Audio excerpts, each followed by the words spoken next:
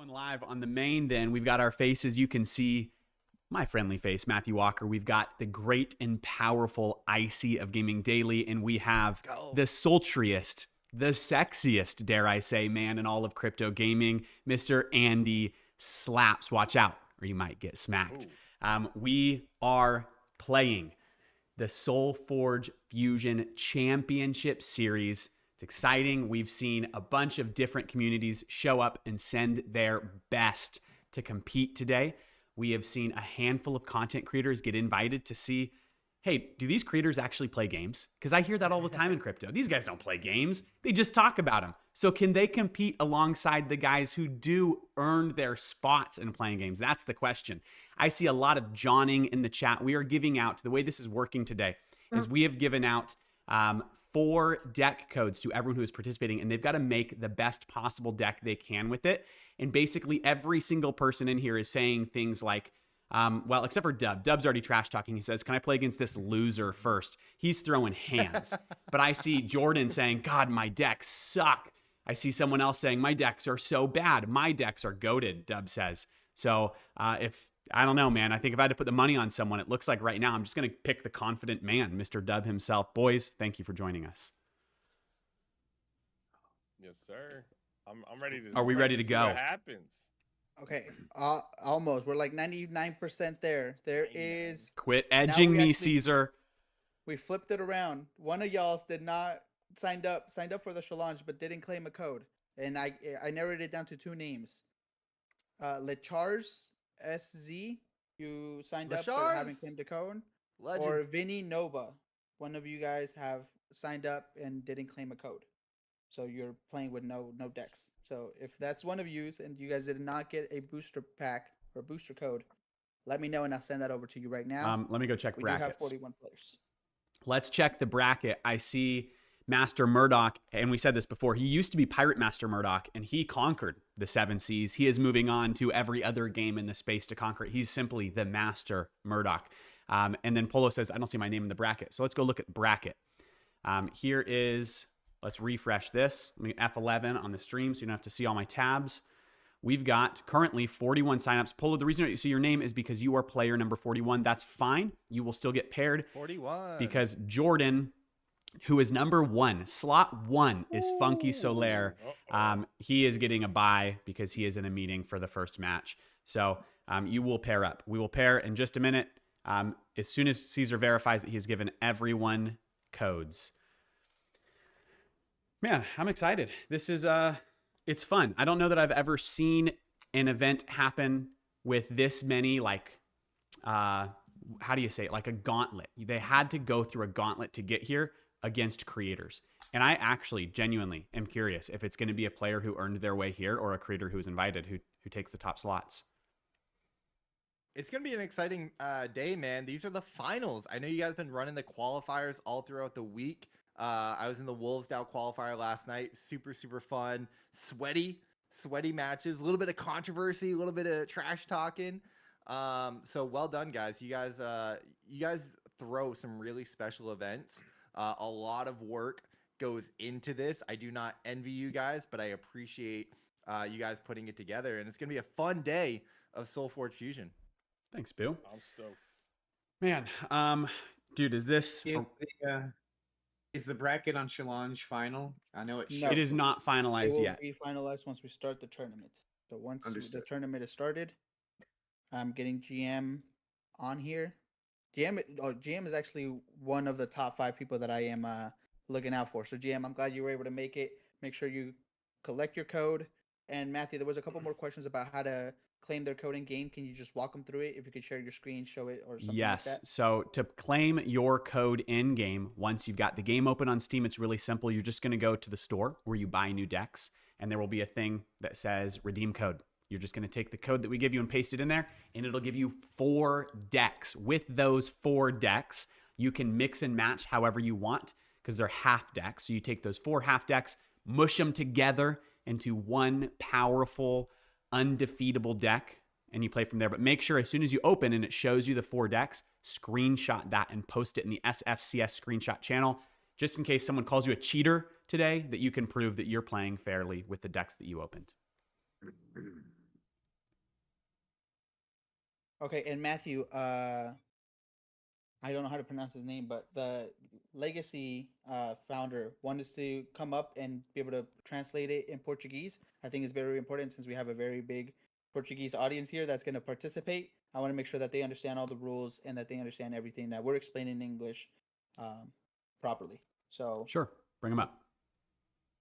I don't speak But, Portuguese, so We got professional translators for this event. As you can Crazy. see, we spared no expense, always spending as much money as possible. to that make is this the event Web3 as way. good as we could. Take all the Yeah. money you Yep. can, throw it at the wall, and hope something sticks. Right? Isn't that what we do in crypto gaming? I need the what's the sign language translator? I need one don't of those, speak man. sign I language, can but I'm only moving throw my up hands gang around right now. signs. That's all I know. No gang signs, please. To all your Well, Portuguese players out so- there, Amos todos vocês. So nice to see you all here, guys. Give me just 2 minutes. I will translate to my crew, to the Brazilians, what you told they were asking the chat. Perfect. Então, galera, brasileiros que estão aí, a regra é o seguinte: vocês vão abrir um ticket, quem não abriu ainda, vai no suporte ali, abre um ticket geral. Vocês vão falar que vocês estão classificados no torneio, eles vão te mandar um código. Esse código vocês vão dar redeem lá dentro do jogo, no shop. Vocês vão ganhar 4 decks, um de cada facção. Com esses decks, um de cada facção, meios decks, né? Você vai juntar e fazer o melhor deck que você puder. Mas a cada rodada você pode testar combinações. Se você jogou uma que você não gostou, entendeu? Então você vai ter 4 meios decks. Ao longo das partidas você pode ir fazendo fusão de 2 em 2 deles para você jogar. Então busca as melhores sinergias. As regras do torneio, como que vão ser? É torneio suíço, só que o que vai contar para a pontuação não é vitória e derrota. O que vai contar para a pontuação é a diferença de vida. A cada 10 pontos de vida que você tira do seu oponente numa partida, você ganha um ponto. A cada 10 pontos que ele tira de você, ele ganha um ponto. Então, mesmo perdendo uma partida, tem chance de você fazer 3, 4 pontos ali. Assim como quem ganha a partida consegue fazer mais do que 5 pontos se deixar você com menos 10, menos 20, menos 30 ao final da partida. Então atentem-se a isso. Às vezes vale mais a pena você segurar um round para não ganhar ali e ganhar na próxima, ou às vezes vale a pena você entregar ali uma, senão o cara vai te arrebentar muito na outra e vai te ganhar demais. Então usem isso com estratégia. E lembrem-se, vocês podem trocar as combinações de decks, mas tem que ser os 4 que vocês ganharam. Por isso, a print. E se vocês usarem algum deck que não é o da print, vocês vão ser desqualificados. So that's it. I think I translated everything. Thank you Beautiful. for the opportunity to translate. Heck yeah, man. Bora Bora, Bora. Bora. Hey, great minds think alike. Bora. Bora Bora, we Bora, want to see Bora. a Brazilian win today. There is a lot of Brazilians in the crew. Multiple communities are Brazil based. We've got some, man, a heavy fan base. I was actually looking at the Twitter analytics for SolForge the other day, and it is like 30% Brazil. Hefty. The Brazilians love this game. So GG's for our Brazilians. The whole Web3 is Brazilian, bro. All right, we've got and that seemed to have done the trick because now I see a couple tickets that weren't there before. So perfect. I appreciate you so much, and I think that was an awesome help. Let me go ahead and get Vinny. Here is your code. There you go. All right, so before we start, while you guys are doing this, and I will make sure we drop it in the chat or I'll have Luke say it, we want to make sure that you understand the format today is not just about who wins or loses each match. It is a damage dealt format. You're getting points for the amount of damage that you deal. I'm going to paste in the chat and pin it in the chat exactly how it works so that everyone can see it. Cool? Mm-hmm.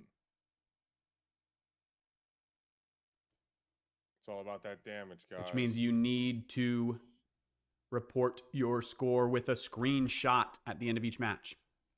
All right, and just to verify, letting everyone know, we have But let 43 me people. translate the final part. I translated everything, but I forgot to tell them about the screenshot.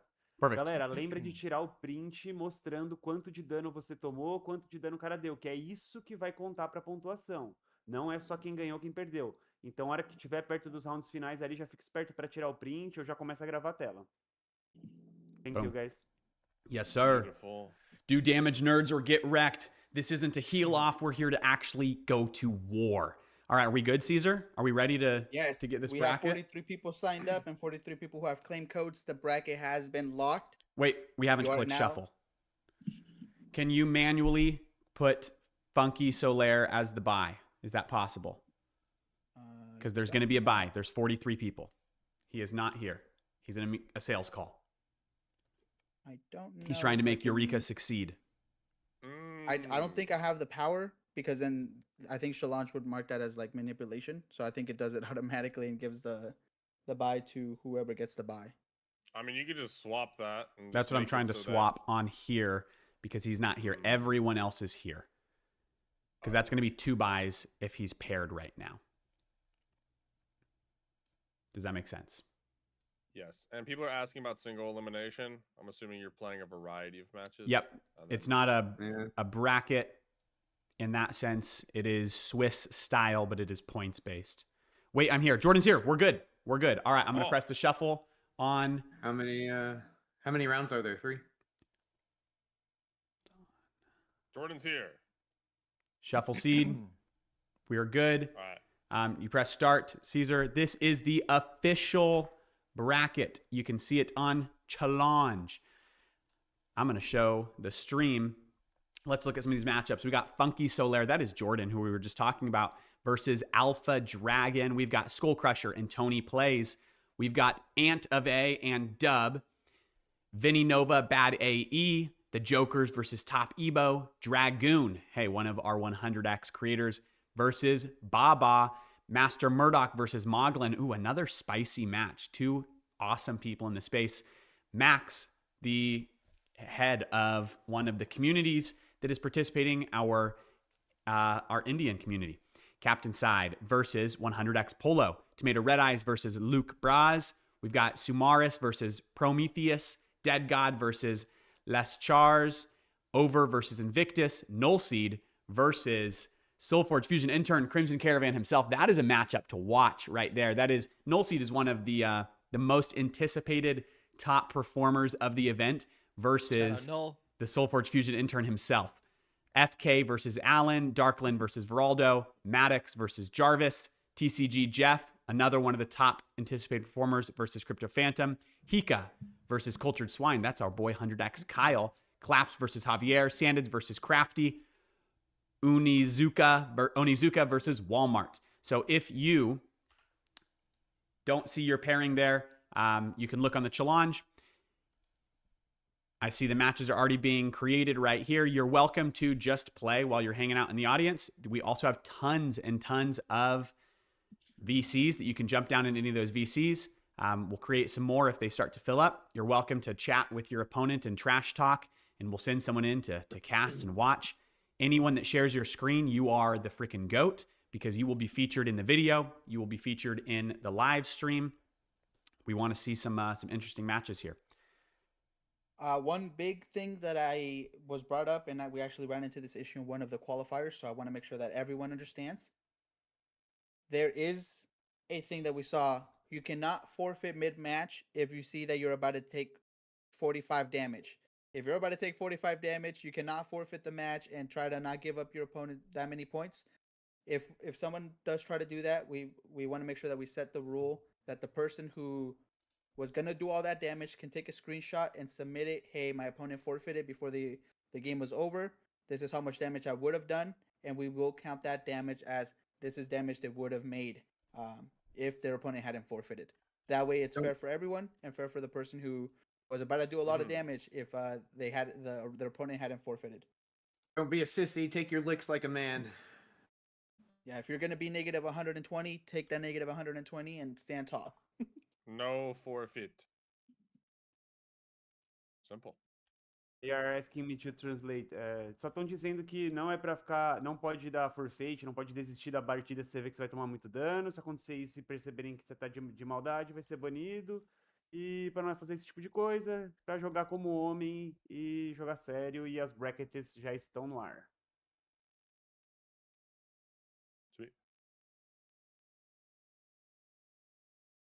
Can we start the games? Yeah, once you're Yes. paired with your teammate, you are welcome to start the game. If you would like to share your gameplay perspective, jump into a game night one. I see Dub is already in one of them. He's streaming it. We're going to jump into some of those. If you want to share your screen and you want to mute and share your screen, you're also welcome to just jump up on the stage here and share your screen. Who is Tony Plays? Let me tag Tony for Skull Crusher. That's just straight up Tony. The boy Kyle's coming up top. And Matt, how do you want to do this? Are we gonna, like, how do you want to like spectate these matches? On the stream, I will basically full screen this, so we can just watch their actual gameplay. We'll just watch the same one together, unless you jump into a VC and go watch someone else. But Yeah, same one together is good. I guess it just depends on how you're streaming it. Are you gonna stream it in the Discord? What do you mean? Because that'd be live on the Twitter and other things. It's like a 20-second delay. Yeah. It'll be a delay on the Twitter. Yeah.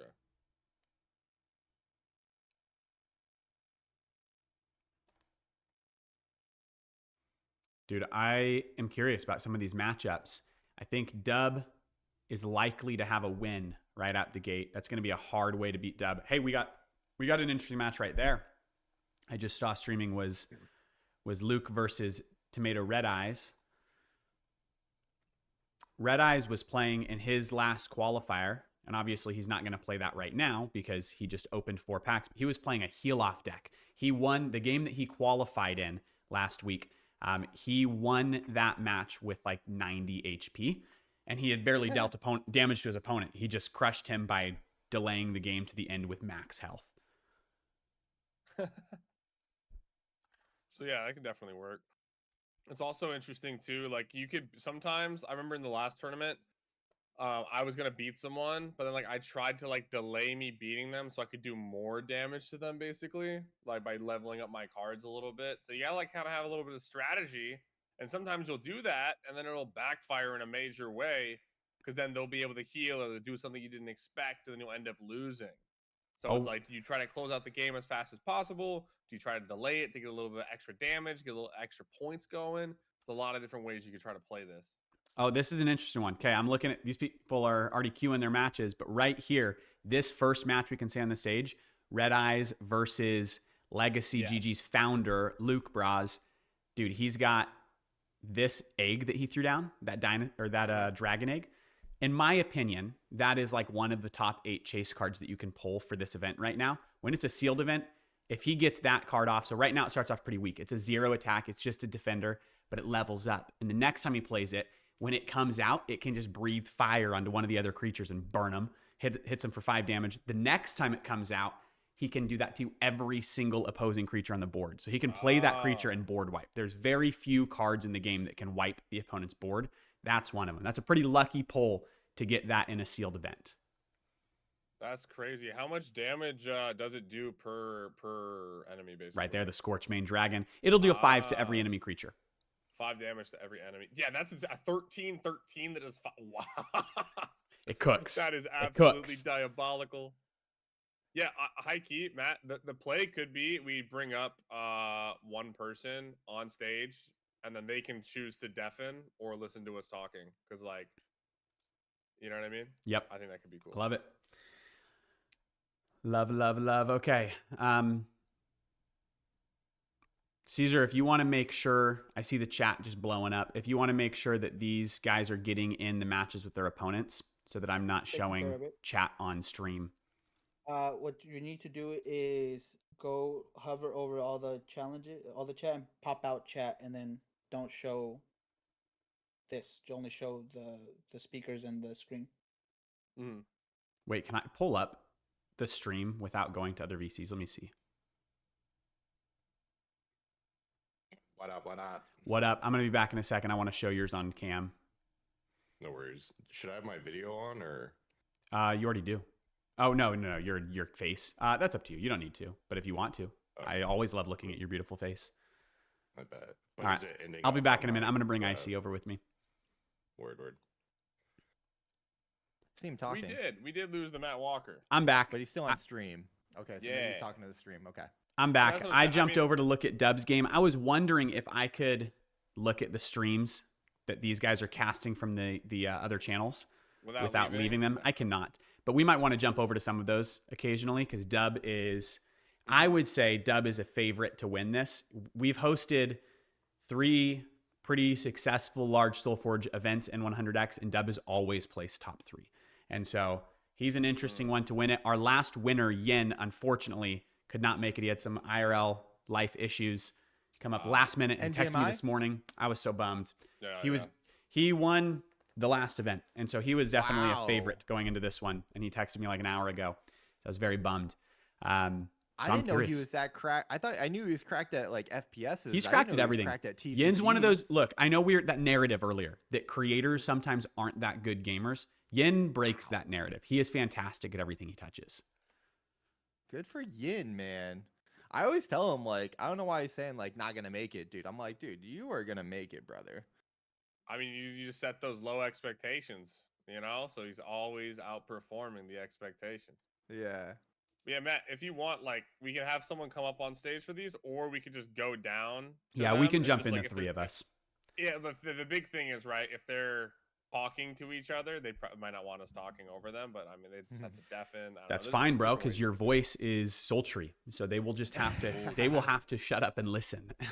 Hey guys, it's like, we're here to dude, cast and, I was. This is totally not relevant to SolForge, but outside of crypto, I work with youth, so like middle schoolers and high schoolers, and I was I was teaching like a conference on mental health last night. Their Gen Z just is the most depressed generation in American history, and so we were talking about anxiety and I don't remember how it came up, but we had like this panel of speakers, and at one point someone said quiet, and I was like, quiet, Shia LaBeouf.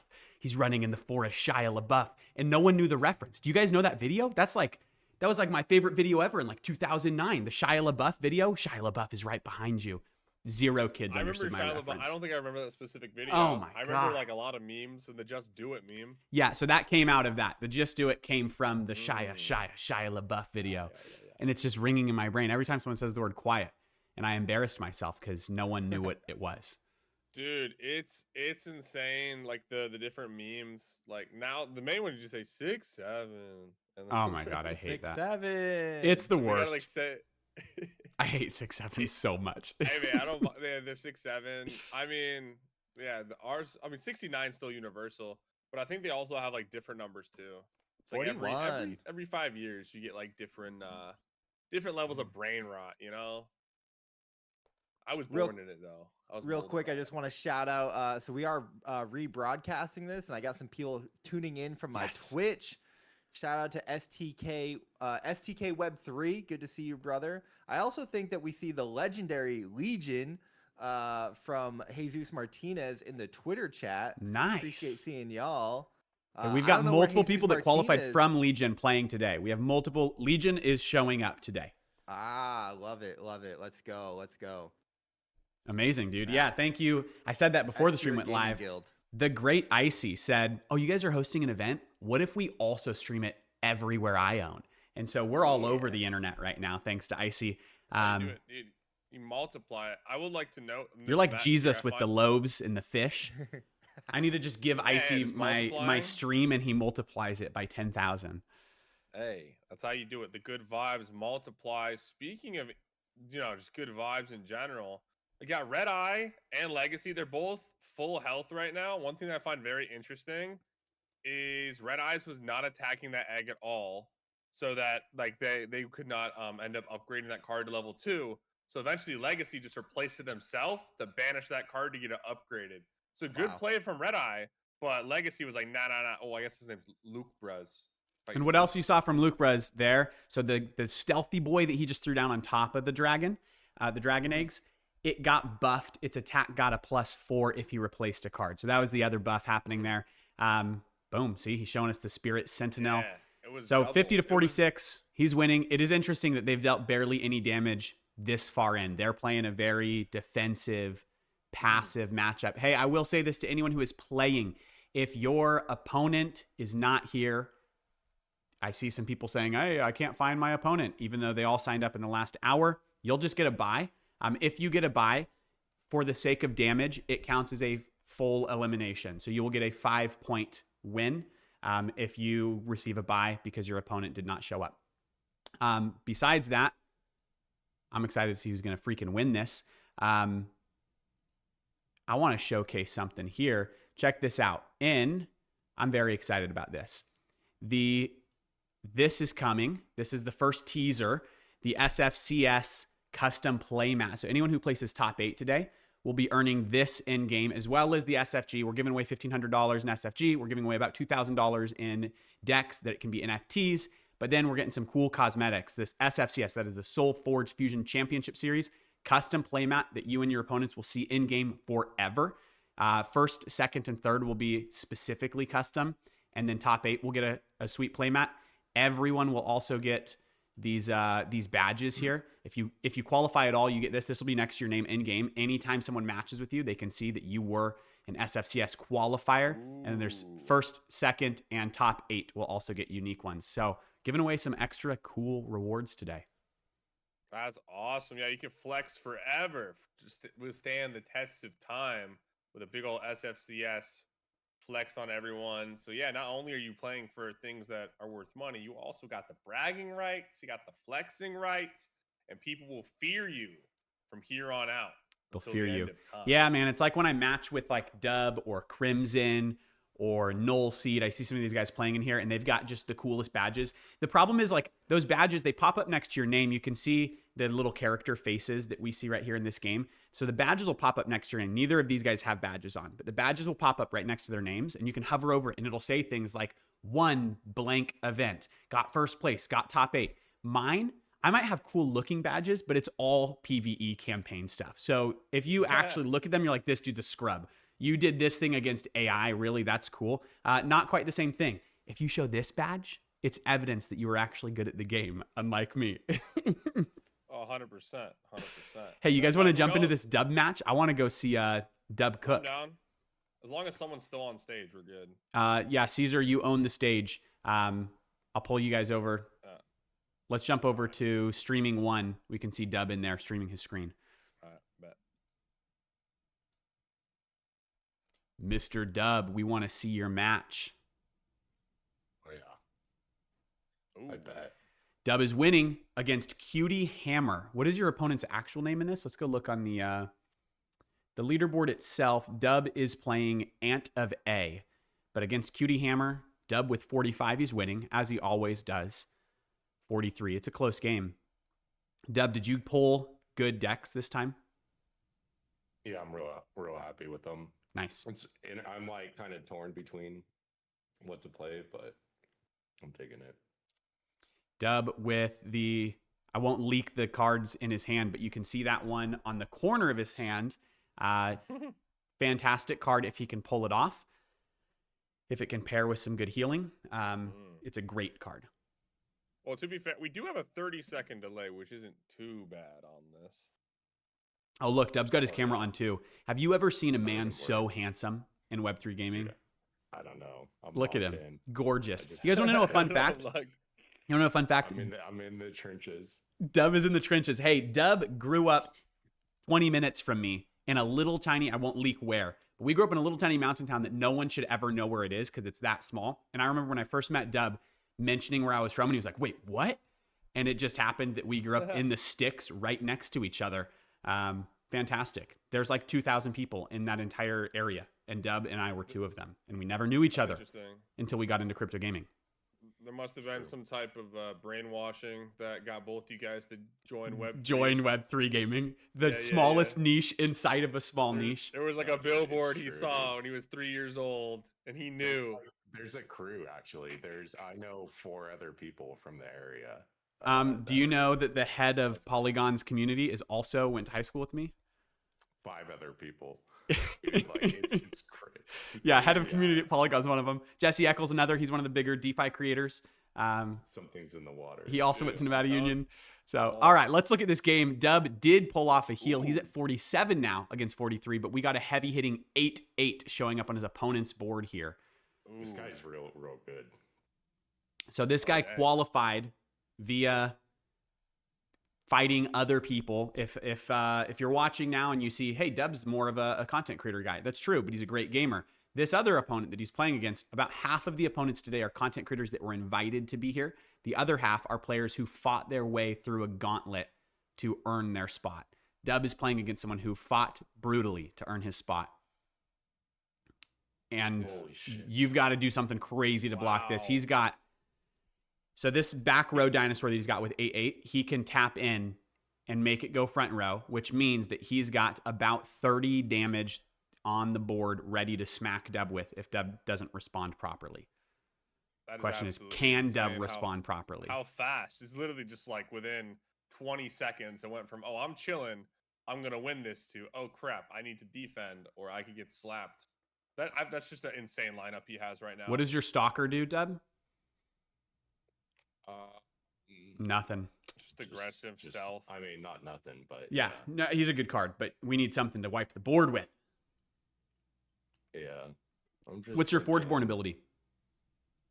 Oh man, there's a lot going on here. Okay, well, you can get some block in there. So that Forgeborn ability allows Dub, every round your Forgeborn, that is your hero, has an ability that comes into play. Dubs allows him to give 2 of his creatures 8 shield to block an excessive 8 damage. And when this much damage is being dealt, that's pretty baller. I just need to pray that he isn't able to take this off the board. Yeah, if he kills this, it's a bad spot to be in. Would be real sad. I haven't seen anyone pull a Krogius. I'm curious if anyone's going to pull a Krogius today. I saw your Arborist, and I saw someone pull a Scorchmane Dragon. I've not seen any Krogius. I'm looking at chase cards to see what people are throwing in. That's So spicy. basically, That you little block spell. the 13 now, but you're going to take 12. Yeah. That spell was dirty just to get it a little bit stronger so we could get to attack one more time with that 12 damage. It's crazy. Oh, never mind. You buff yours. Yep. And you keep your dino alive, but you kill his. And now we got Good the stuff. armor too. All right. Hey, Dub's not knocked out of it. Dub's not knocked out of it. Actually. Well, That way you can keep audible. him in. That's fair.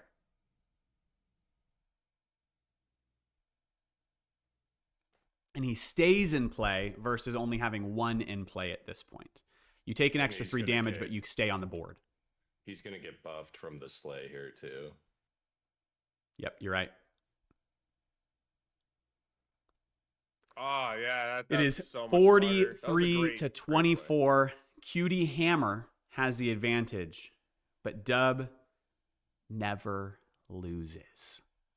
That was a incredible heads up play from Dub there. He was able to undo his turn and keep that little Lily alive with that extra armor buff. And since it stayed alive and a card was slayed, that dinosaur was able to buff it 5/5, which now makes it so much better.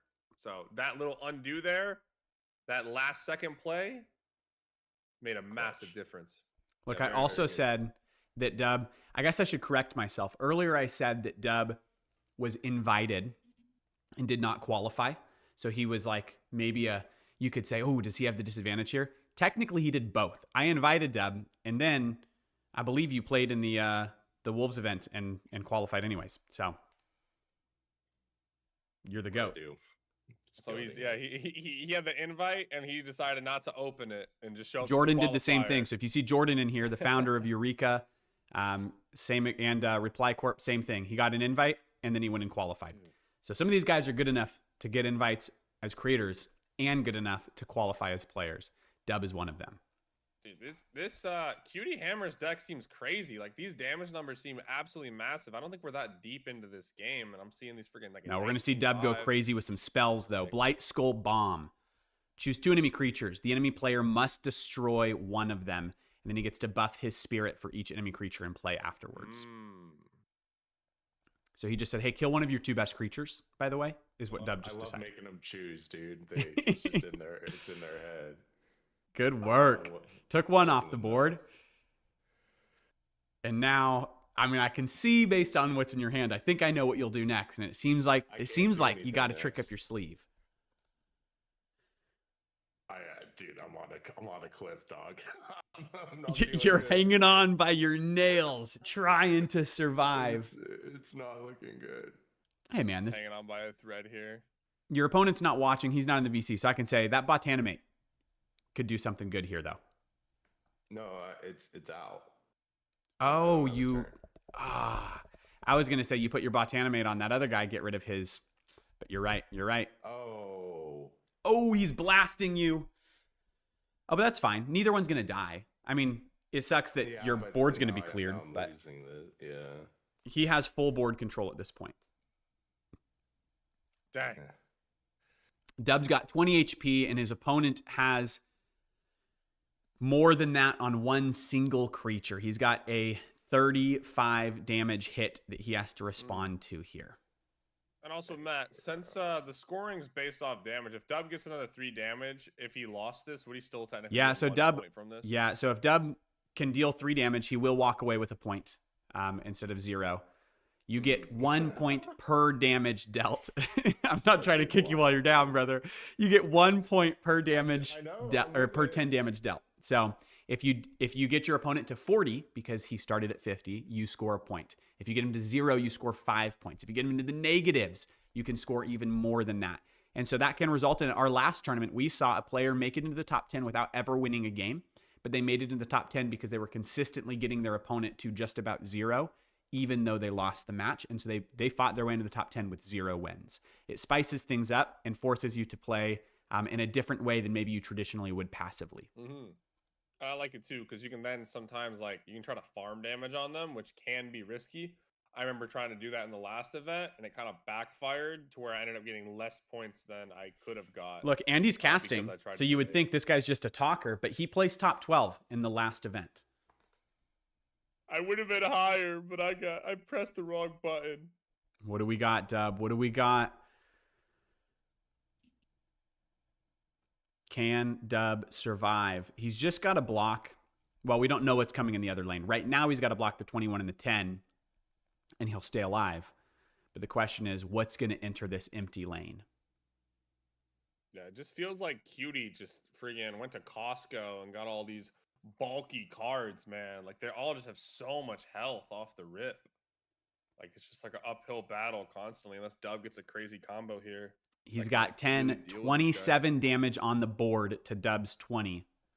Mm-hmm. Dub, I believe in you. I don't know how you're going to do it based on the cards I see in your hand, but That's wild. I'll take it. Dub has some cool art cards, but they are not winning him the match right now. Yeah, I think we left on what, 14? 6 HP. Not great, not great. I need to decide if I'm like happy with the deck too. And so No, that's true. And that's a great point that Dub makes, is he opened 4 half decks today. If he doesn't like the deck that he built, he can mix and match those 4 in another way for his next shit, match. I can destroy that. Okay. Yeah, so he's got options. Like, the first match, like, obviously you want to get as much damage as you can to get your name on the board. But since this is not single elimination, sometimes just exploring and realizing a deck's not worth it early game can be more valuable. Even if you lose it, so long as you understand that's not the deck for you, it can still be a good decision.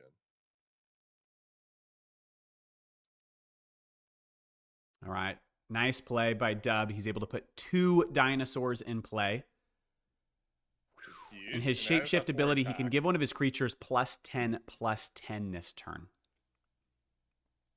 Deal some damage, Dub. Deal some damage. Get some Ooh. points on the board. Yeah, giving a creature 10/10 is great, especially if it has breakthrough on any of these, because then it'll be guaranteed to get some damage on there and secure his first point. In Stegos, the dinosaur tamer, Dub can activate and give dinosaurs on the board another 4/4 damage and health. And if he's not going to play any other dinosaurs this turn, he definitely wants to use that on this turn just to give himself a health buff.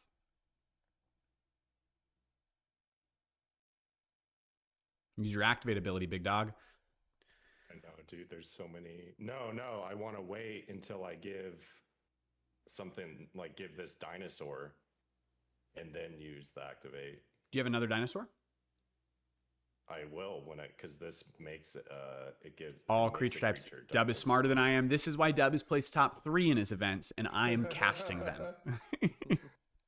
His ability doesn't just give +10/+10 attack and defense. It actually turns all of his creatures into the same creature type. Dub's got about 6 seconds left before he runs out of time on this turn, though. So he's trying to decide what he's going to do here. Good stuff. And the question is, does Cutie Hammer have a hammer to respond with? As long as he doesn't hit hard, we should be good here.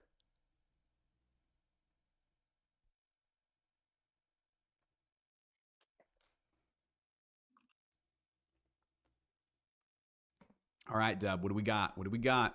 He's going to turn this creature into, if he puts another creature in, or you use the Blight Skull Bomb. What's your Blight Skull Bomb do? So you're trying to decide, do I put another creature in and make him a dinosaur, or do I destroy an enemy creature that's on the board?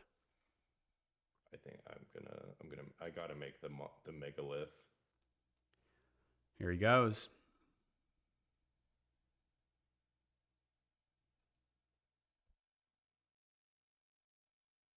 Are you doing it with your Darkshaper Savant or... Nice. Ooh-wee. What's it gonna do? 6 HP to 46. He's on the back foot. At this point, Dub isn't necessarily playing for the win. He's playing for damage so that he can get some points on the board. Right now, his opponent has 4 points to log and Dub has 0. If he can deal 6 damage, he logs. There we go. Look at that 18. So what that dinosaur he just threw the 18 on, I didn't want to comment on that and influence his decisions, but he just gave, that dinosaur has breakthrough, which means it's going to deal first 7 damage to its opposing creature, and it's going to deal the rest of the 18. What is that, 9? Onto, nope, that's not 9. That's 11.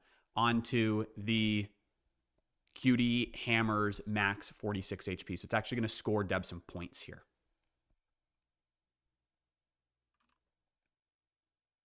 Playing the tournament game. You got to play for the points. I mean, we might just make it. I don't know. Caesar was He's got a 10th chance. place with 0 wins. It just depends on what the enemy's SolForge ability is. If he can put any of those guys as like aggressors or give them breakthrough, He wasn't able to. Oh, we're good. It is 6 to 37. Dub now scores some points on the board. Ayo, we got our first point on the board. Let's go. And no matter what happens, I mean, Dub has to deal some hefty damage to win here because you can see that little 4 Roman numeral that's flashing. He is on the cycle 4. There are only 4 cycles. When cycle 4 wraps, the game is over, and whoever has maximum health wins. And so he's got 2 minutes basically to deal 37 damage. So at this point, it's just how much damage can I deal to my opponent in order to score some points? Can he deal another 7? If he deals another 7, he locks another point on the board. And that's an interesting thing. Like, if he's going to lose either way, he might be able to put it in opposite lanes, and then Cutie will just ignore him, possibly.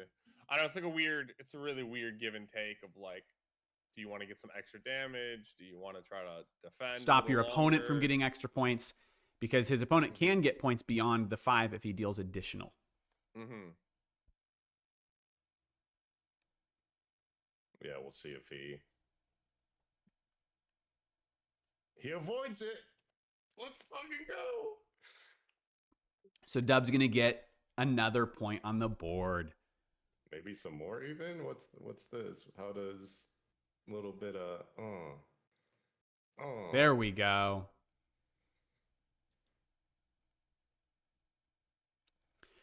All right, Dub took the loss, but he dealt some points. It is 25 to -20. Make sure you screenshot that, Dub, and post in the FSCS screenshots channel, and we'll see you on the stage. Good game. Board. GG. Heading back to the stage, Andy. Can't game. We out here, baby. Dub's going to get woo. a point on the board. Maybe some more even? All right. Matthew, can Yes. you please pop out the chat so people aren't seeing the servers and There the we DMs? go.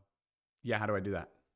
Hover over like where the audience is near the bottom on the right side of the disconnect, and there's a pop out button. It is That way it's just -20. the visuals that you Make sure you see. screenshot I have that. no Dub. idea what you're talking Pop about. out. Look at my stream, and it's right. And we'll see you on the stage. Good game. Listen, no, sometimes you bottom gotta right. pop out and show people. Heading back to the stage, Andy. That's what my man Kendrick Lamar said. Do I right click something, Caesar? I genuinely have no clue what you're talking No, it's about. here, let me show Alright. my. Peyton knows, dude. Where Peyton you knows. see disconnect quietly, a little bit more to the right of Let's that. go. Yeah, how do I do that? Oh man. Hover over like the. And we're back audience again. is near the bottom. Andy Right. Slaps in the building, here to slap anybody who doesn't believe in crypto gaming. doesn't believe in SolForge Fusion. Hey, I mean, doesn't believe in SolForge Fusion, but crypto gaming right now. My man. What, Andy? When are we gonna see you on the Power Slap stage, man? We gotta see you Power up there. slap? I don't know, dude. I haven't. Yeah, it's true. I haven't got my brain damaged in a while. I got a hankering for some brain loss. Listen, that we only know some Power people Slap that can make it quench. happen. Get a little session in with Ellie. Get the With Ellie. get the Just have her tips, the slap me, tricks. bro. Just Matthew, eat in the the middle slap. of your screen, like where you see the streaming, the leave stage, disconnect quietly, keep scrolling to the right and it says pop out. In the Okay, middle hold of on, the, wait, real quick. the I'm screen. logging some of these points here.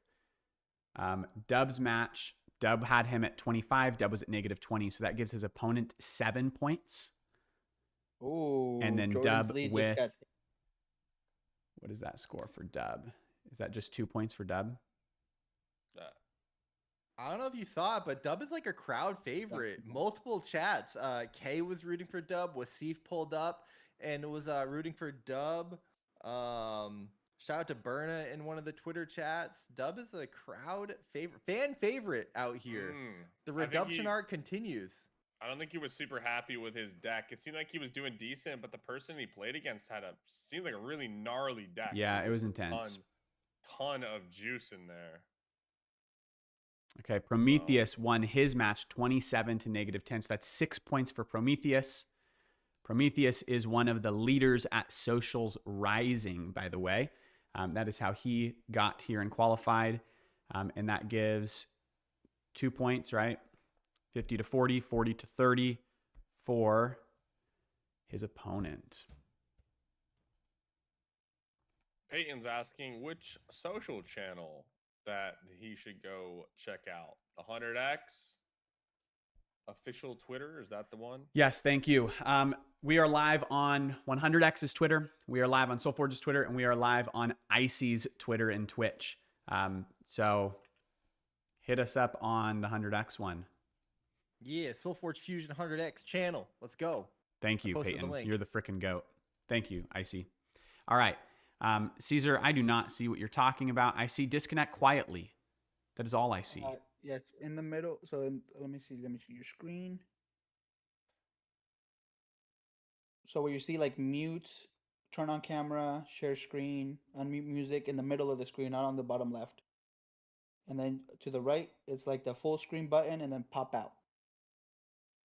Yeah, I see it. It's all the way to the right, not in the middle. Yep. You have to hover over like the audience area near the bottom of your Discord. Got it.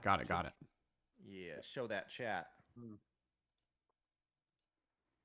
Right, but that's just going to show the stage. That's fine. It's just not going to show the audience ones that I go into. I need to watch some gameplay here. No one is streaming a game match on here. So I'm going to go into another VC and I'll pop out from there.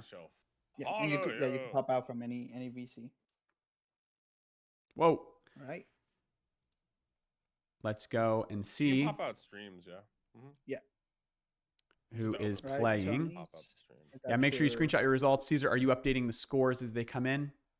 Yep, we're up to date. If you haven't posted your score yet, it's here. If you have, it's already been updated, and you can see how many points we have in first place. Antofa taking 7 points away from Dub. Dub must have really fallen off. What happened, Dub? 7. But Jordan is still right behind. So we have Funky Soler with 6 points and just Prometheus with 6 points as well. So the top is looking pretty fierce with 7, 6, and 6 points leading the top 3. Hey, and look at these top 3 points 6-7. I want to put out there. 6-7. First place on there is a qualified community player. Second place was an invited player who also did qualify because he's a freaking legend. He qualified in Wolves after he was invited to play. That is Jordan, the founder of Reply Corp. And then we got Prometheus, who was invited / qualified as well from Socials Rising. That is one of the leaders, the community managers of Socials Rising. So we've actually got top 3 is 2 invited players. What everyone's been saying is, oh, it's going to be the guys that qualify that have the advantage. I don't know. Top 3, we have a 2/3 advantage for players who got an invite for creating awesome things. Walmart, dang, right now is down bad, 61 to 28. 6-7. All right. Do we got anyone streaming their matches right now that we can go watch? I see in some of those channels. If you are in here and you're hanging in the main stage and you're still playing, I will invite you onto the stage if you want to show your screen so we can all watch and commentate on your match. Yeah, we can whisper things in your ears. Some sweet nothings. Mm-hmm.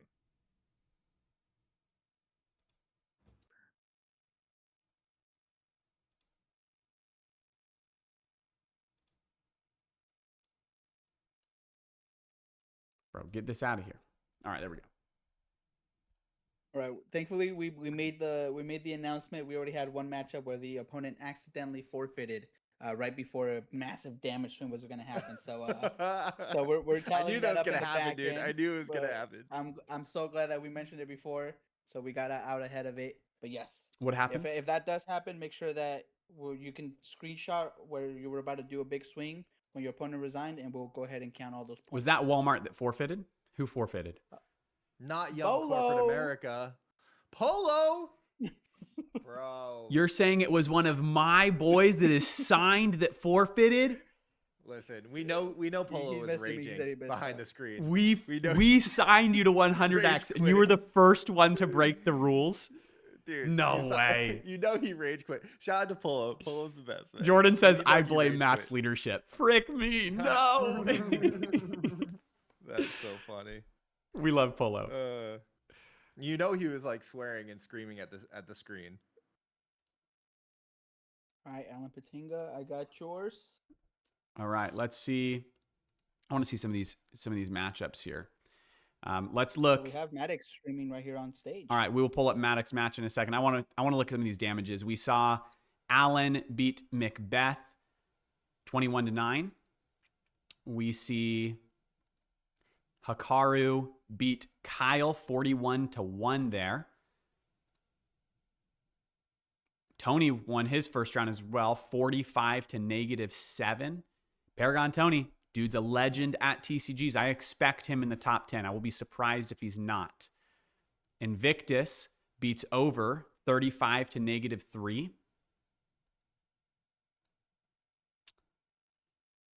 Monkey D. Luffy, that is taken down Crafty. Our invite from Gaming Daily. We wanted Crafty out here, lost with -1 on that one. Jordan with the win. I did say when I was asked on Twitter 2 days ago, I tagged Jordan in my list of picks to take first place today. I think I tagged 4 creators that I could see winning, and I tagged 2 invited players. Those invited players, by the way, were TCG Jeff and Nullseed. And I said I would be surprised if Jordan and Dub and Yin, who was the other person? I tagged someone else, did not place very well.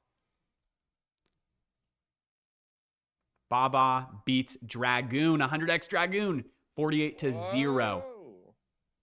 Baba cooking. Nullseed, I was just referencing Nullseed.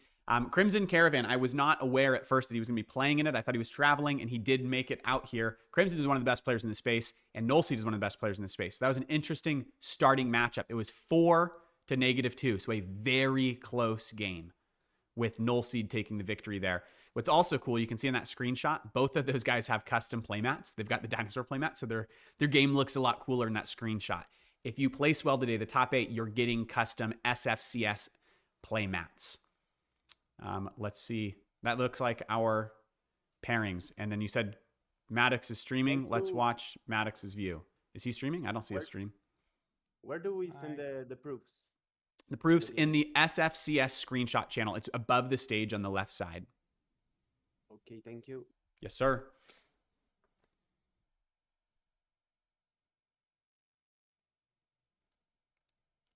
Nolsey didn't know I was considered as one of the better players in the game, but thanks. Yeah, you were in the top round pick if there was a draft. I'm looking at some of this chat here.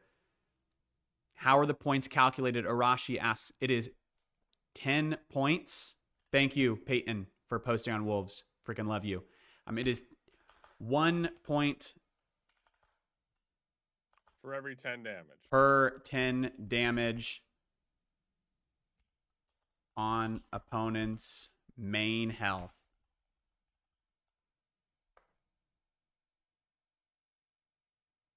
Someone send the stream link. Yeah, let me pull it up for you.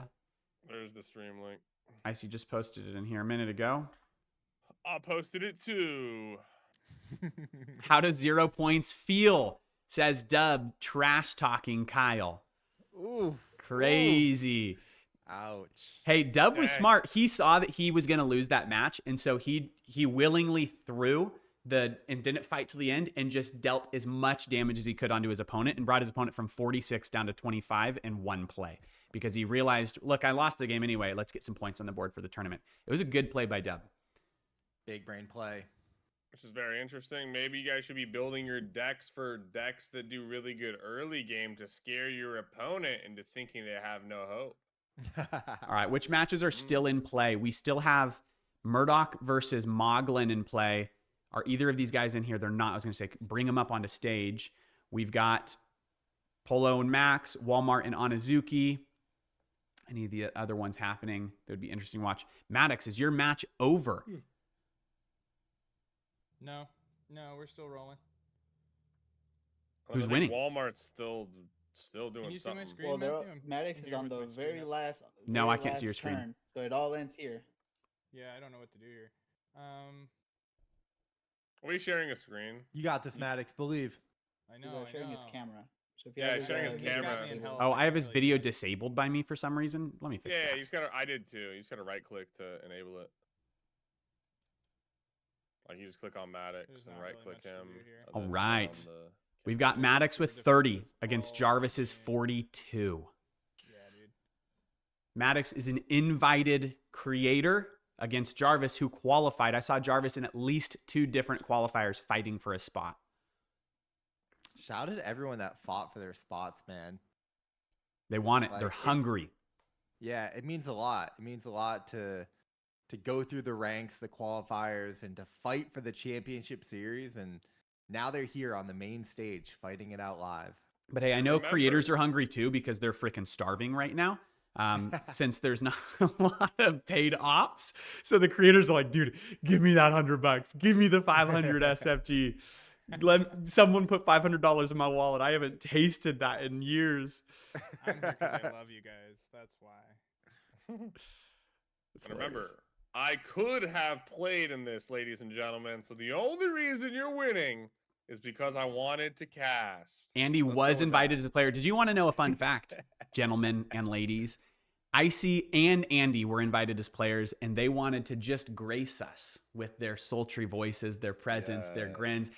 The problem, though, I'm questioning my decision to invite Icy as a caster because I feel like it's hard to be it's hard to be confident as a man when I'm sharing a room with Icy because I think okay. I look good today. I take a shower, I do my hair, I put on my Wolves Dow hoodie, and then I see Icy and I'm like, ugh. If I was an 8 earlier, now that Icy's next to me, I'm a 4. This guy is twice whatever I am. Well, what happened, Maddox, to this defeat, bro? Medics. Maddox, 39 to 30, 39 to while I 30. was too busy freaking 39 to so that's lathering up crazy. Icy. I'm gonna be honest. It was like, a really defensive game the whole time. Like we were just countering back and forth. It was great. I mean, it was big brain game, but yeah, there was no That's- penetrating anything. It was great. That's super brutal. Last time I played in an event, I had similar matches, and I could not get top 10 because the No. matches were too close. So, like, you guys are only getting a few points here. I've barely seen. Yep, that's 0 1 point in for any of these Maddox, events 2 because points people for are his playing opponent. Really conservatively, it's awesome. Yeah, it's rough. The interesting thing pretty is, typical. if you guys both just threw there, you get more points, which is funny. How about that? Yeah. Well played, Maddox. Well played. Listen, man. All right, you who know, else is still streaming? I see. Hey, I'm going to jump down to Walmart's channel real quick and go check on his game. Anyone's welcome to join me down there, but I see he's in a match. Let's go check on that game. Well, before you leave, Matthew Walker, I love you, man. I appreciate those kind words. Listen, man, you're a handsome stud yourself, brother. I was watching your wolf video the other day. I was blown away, man. I was like, this Crazy. guy's too talented, man. He's too talented. Fun fact about Matthew Walker, I had him do a clip for my Gaming Daily News video when we were at Wolves Den. A lot of people that like needed it, they needed a second, they needed another take. Matthew Walker came in here like a star, massive energy, nailed it, one take. It was the best clip in the entire video. It was at that moment that I knew Matthew Walker was not just a star, a superstar. And that's why we love the 100X, man. You, Caesar, the community, everything that you got going on. There's a reason why we love you guys so much. I love you, bro. Dang, that's crazy. That's you're scrubbing. You wash my back, I wash yours. Welcome to the donut factory, man. Come. For Everyone knows the rules. One take. We don't do Boys are fallen, retakes. Sorry for my editor though, who definitely has seen a lot more than one single take at times. Anyone who Shout out edits the videos editors, knows how man. that goes. Shout out the editors, the unsung heroes, man. Do we got edits by Space in the audience, brother? One of the Space time Space is here. talented. Wasim edits for us. Caesar edits for us. Space is great. I see. Oh, look at that. Peyton says he's also amazing at D&D. I've got a story for you guys. One time in my entire life, I have played D&D. It was not my thing. I had never played D&D before. It was 2:00 in the morning, the last night of Wolves Den, and I thought, It was great. I ought to get to bed. And it was in that moment that Peyton, the papa, father, daddy, wolf himself, was like, hey, you want to play some D&D? With him and Jordan, who you see competing in here, and a couple other guys, Blake from Wildcard, a good gang there. And I was like, I don't really know how to play D&D. And they said, just have fun and tell a story. So less than 10 minutes later, one of the guys was in nothing but a bathrobe. I was standing in my underwear in the middle of this Airbnb because I was acting out dramatically how I, a vampire hunter, was hunting down the Nazis in World War II. And it had to involve me slithering in the mud with no clothes on so that it could blend in with the dark. It was a blast. Never done anything like that in my life. Haven't done it since. But that was one of my favorite nights of my entire life. So shout out to all the boys who are at Wolves Den. That was the singular greatest crypto event that I have ever been to in my life. And if you want to see Matthew Walker in his boxers as a vampire hunter hunting down World War II, Wolves Den GDC 2026 coming to you soon. I Mark will your take calendars. off some March, article of clothing San while we Francisco. are there. I give my word. I saw Matthew Walker's chest multiple times this week. Brought to you only at the Wolves Den. Yeah, I don't know what happens. You know, I'm sober, so I don't even drink or anything. And I had less clothes on than all the guys that were drinking there. Maddox says, I've seen him naked. Long story. This is crazy that all of these people who have only met me in person one time at Wolves Den have different stories of times that they... Seabass sent me photos of me shirtless. Who knows, man? Show up at Wolves Den and things get freaky. I don't know if it's a Wolves Den. Invite this Matthew must have Walker. been It might be a me thing. Wild. This there's isn't the the Wolves image. thing. There's the I'm image like, from I'm Maddox. projecting it Before at you the got Wolves, but naked, really it's just you me. Still had your Hawaiian shirt on, but we definitely got Rex in full DM mode. Yeah, Yeah, look, no, Rex guys, is wearing this nothing is but a a robe PR and underwear nightmare right there. now. Those clothes did come off at some point. Eventually. I think that's Lady- the founder of Solstice Fi right there. This is focus. This is focus right here, guys. And there's Peyton. I think that man right there that you're looking at just launched the biggest stable coin on Solana. He did. That's crazy. That right there, boys. That's what chaos at Wolvesden looks like. That's what family, that's what gaming is all about, man. That's why we're here for the SolForge Massive. Championship Series, playing games with the homies, man. That's what this space is all about. I love it. Massive result just came in after careful deliberation and checking screenshots and vids. Thank you, Max, for going ahead and recording that. He has 8 points. Whoa. Polo resigned right before he was about to take a close to 60, like a pretty big damage hit. So CS Max is now in the lead with a massive 8 points, and Polo walked away with Insane. Max, community director at Captain Side, is in first. one. GG. Going up for captain side. I would be in first if Rideas focused on his scores and not in mine. I had a 46 attack monster. He destroyed it and lose the game in that round instead of trying to deal damage to do points. He limited my points instead of doing points, man. Oh, but Yeah, what I a feel like strategy! What a strategy! yeah, the early game strategy, I think for those of you guys listening, it could be the play just to go for as many points as possible in the early game, and then once you survive to the top 10, then play more defensive and then grief your opponents. Because you might grief an opponent that you're not even going to fight later. You want to get rid of like the best opponents the best way possible and get as many points as you possibly can yourself. Play selfishly. Don't worry about defense as much in these early rounds. Ooh, we actually okay. So I knew this was gonna happen sooner or later. The True Nick and Dead God just did what I've been waiting for this to happen in this kind of format. They both went negative. The final swing, they both went negative, and they both walk away. Although Dead God walks away with the win, they both walk away with 5 points. This is the first time we see this in this kind of format. True Nick and Dead God both That's walking away crazy. with 5 points, ending with a -2 health and a -4 health. Insane. Absolutely crazy.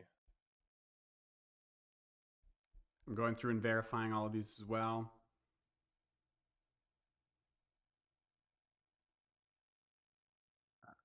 I sent my proof in there. Are you adding the results? Say that one more time.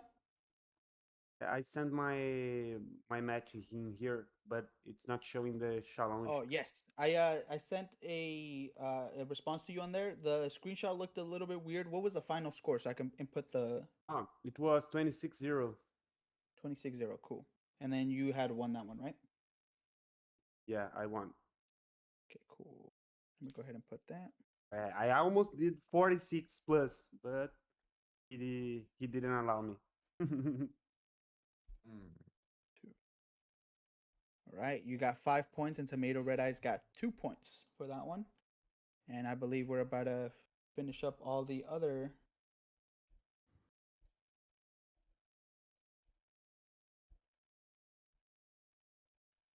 Jeff, that one's been done. All right, what games are still going? What do we still got live? I wanna see who we got. We still have Murdoch and Moglin's match is still going. I see 1, 2, 3, 4, 5 games that look like they may not be done yet. Let's go check those and see if these have been updated. Murdoch and Moggy just finished. Moglin took the loss 61 to -7. Sheesh. Murdoch. Crazy. Am I correct? Did Murdoch win our first event or was he second in our first event ever? I believe Murdoch was top Murdoch won the 3 in our first. first event. And he's showing why. I just changed my deck up. Cheers, buddy. I'm excited. I think this will do better. Love you, Peyton. All right, let's update these points. And Yep, remember, I'm if going you through got them. obliterated, you could change your deck to one of the 4 decks that you opened. It can be any combination of those 4, so long as it was one of the 4 decks that you opened today. Keep that in mind. Definitely do that if your decks suck. 5-0 with All right, Murdoch. we're just waiting for Veraldo versus Darklin, and I think that's it. Are they streaming anywhere?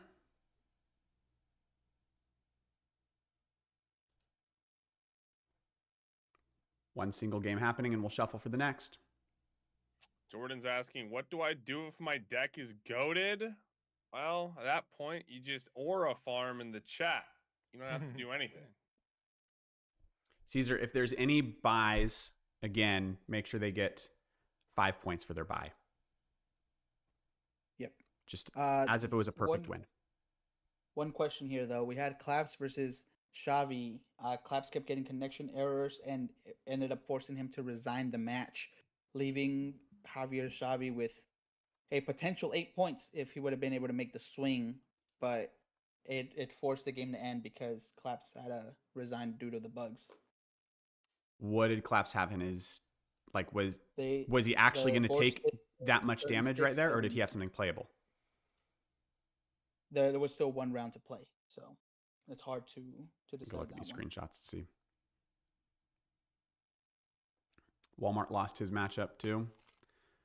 70 to -10. Man, Okay, Claps, 70 so you to didn't resign? -10? My Yeah, brother in Christ. 70 points? I mean, 70 health. 71 health to -10. Dude, he's out here GG's, Walmart. farming HP, man. That's crazy. Makes me wonder what cards they're using to gain so much health. Dub had a healing combo too. He just didn't have enough damage to deal to his opponent. So we're just waiting on the last match, which is the one you're referencing, Caesar, with the crash. No, that one, and I'm tagging Dark Lane and Veraldo. Let's see where they're at. So that is Collapse had a server failure. Dang, that's the first server failure. The team at SolForge told me they spun up a bunch of extra servers to avoid this connection error today. They've got like 10 times more than we need. So that's frustrating. How many coffees can you drink on an empty stomach? That's the real question. I'm on my 4th shot of espresso, so I've not had coffee hey, today. dude. I'm just drinking a Ghost. I've got Well, I think peaches. I think flavored. in November I'm gonna do like a 7-day water fast. Right now I'm just not eating for I guess the next 12 hours just cause. You know what I'm eating? Grocery store Korean chicken. It was $3.50. It is about as good as you would think $3 Chinese chicken from a grocery I'll be store honest, is. $3.50, man. I don't. That's a little scary for me, buddy. I'm trying to figure out what to do with Collapse here. That sucks. yeah, it's just such an unfortunate situation. I think the Just best we can depends do is just on- give them 4 points each. Yeah, if you don't want them to take the time to replay the game, you just cut it here and decide. Give them points. I'd move yeah, on. you just probably average them out to like 3 or 4 a pop, maybe. Okay, I'm looking at the play. So it was 39-36. Here's the screenshot. It was 39-36. He had one play left, but it wouldn't let him play his card. It was bugged and wouldn't let him play his card. So he was going to obviously put a card right here. And he was still going. So he wasn't going to die on this turn. He was going to put a card here and take, what is that, 12. He was going to take 18 to his 36. It was not over. He did not lose this match. It failed because of a bug. Because he still had a play to block this 15. He had this, and he said it just wouldn't let him put it down. Play a zombie brute minion. So he was going to put a 6/6 down right here. He was definitely on the back foot after that. He was going to take 18 damage to his 36, but the game was not over. It failed and refused to let him finish until he got this server disconnect error right here. We just need to make a call. Because otherwise we're waiting while they replay, while everyone else is ready to go on for the next match. Yeah, we would love to be able that'd to be the do a problem with a rematch. rematch. But, yeah, it would delay everything. My beautiful That'd be wife awesome. bringing me some pretzels and beer cheese right there. Soft pretzel and beer cheese. Let's go. That's the biggest And a flex I've bowl heard of all beef day. stew. Skull Crusher, Yeah, that is a for- very good question. For round 2, we will be implementing a 30-minute rule. Just this one because there was a lot of people who were trying to get everything settled. We gave a little bit more, but we're asking for the second and third round. It will be 30 minutes. We'll time it, and everybody will know exactly when those 30 minutes start. That way, everyone is on the same page. Baba, no, that is not allowed. That's just an example of a deck that he'd used in the past. I actually saw that match. It was nasty. Okay. So for this situation that they're in, it was going to be, let's just do this math right here and make it as fair as we possibly can. There's clearly not time. They're out of time. We did not tell them there was a time limit on that first round because people were getting established. The way that it's going to work, if you get a tie, because you run out of time, you just get points for the damage that you had dealt on the board. And then as far as the win goes, it is a draw. There is not a winner in a tie. He was going to put a 6/6 here. So he was going to take 18 damage to his 36, right? He was going to take 18 damage to his 36, putting him obviously at 18 damage.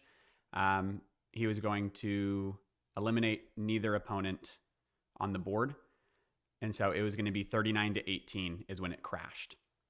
We can just give them points as it was a draw, is my thought. Caesar, what do you think? Yeah, that would mean 5 each. You want to Is just that what you're... No, that's not what I was saying. But you want to just give them 5 points as if it was a 0-0? I think we average it out because other players finish their matches. I think we do 3 or 4. And I think Well, I was saying it was going to be they were standing had had Claps at 1 point and it had Javi at 3 points when it crashed. Okay, we could do that. But I'm trying to determine if that's fair. Dark King is asking if he can come up to share screen. His game is at the end. Yes. Yep. Who is that? Raise his hand. Dark King, só subir a mão aí. Pedir pra subir. It's Dark King. Dark? Searching for him in the chat. I think it's this guy. I put a coffee. So what was the what were the scores? It was going to be Matthew? 39-18. So 1, So 2, 3 when So it who crashed. gets 1 and who gets 3? Let me see what Max is saying. He said I was losing till I wasn't. He had a crazy card. Wait, what was in his hand? Am I reading this wrong? I want this to be as fair as possible. It sucks that there's a bug. What's up? Matthew, who gets 1 and who gets 3? Hold on, I'm looking at it again because he is saying that I Só subiu was o not Dark King. correct. Pede permissão.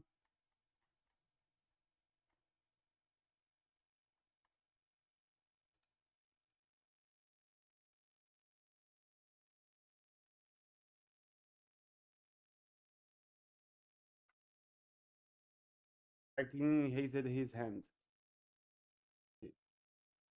I think. I don't know. Yeah, show your Yeah, screen. Darklin's up. Is the bracket ready? Almost. We're just finishing up this final. I think it's match, 1 point clarifying the score. for Claps, 3 points for his opponent, Caesar. Sounds good. It's been updated.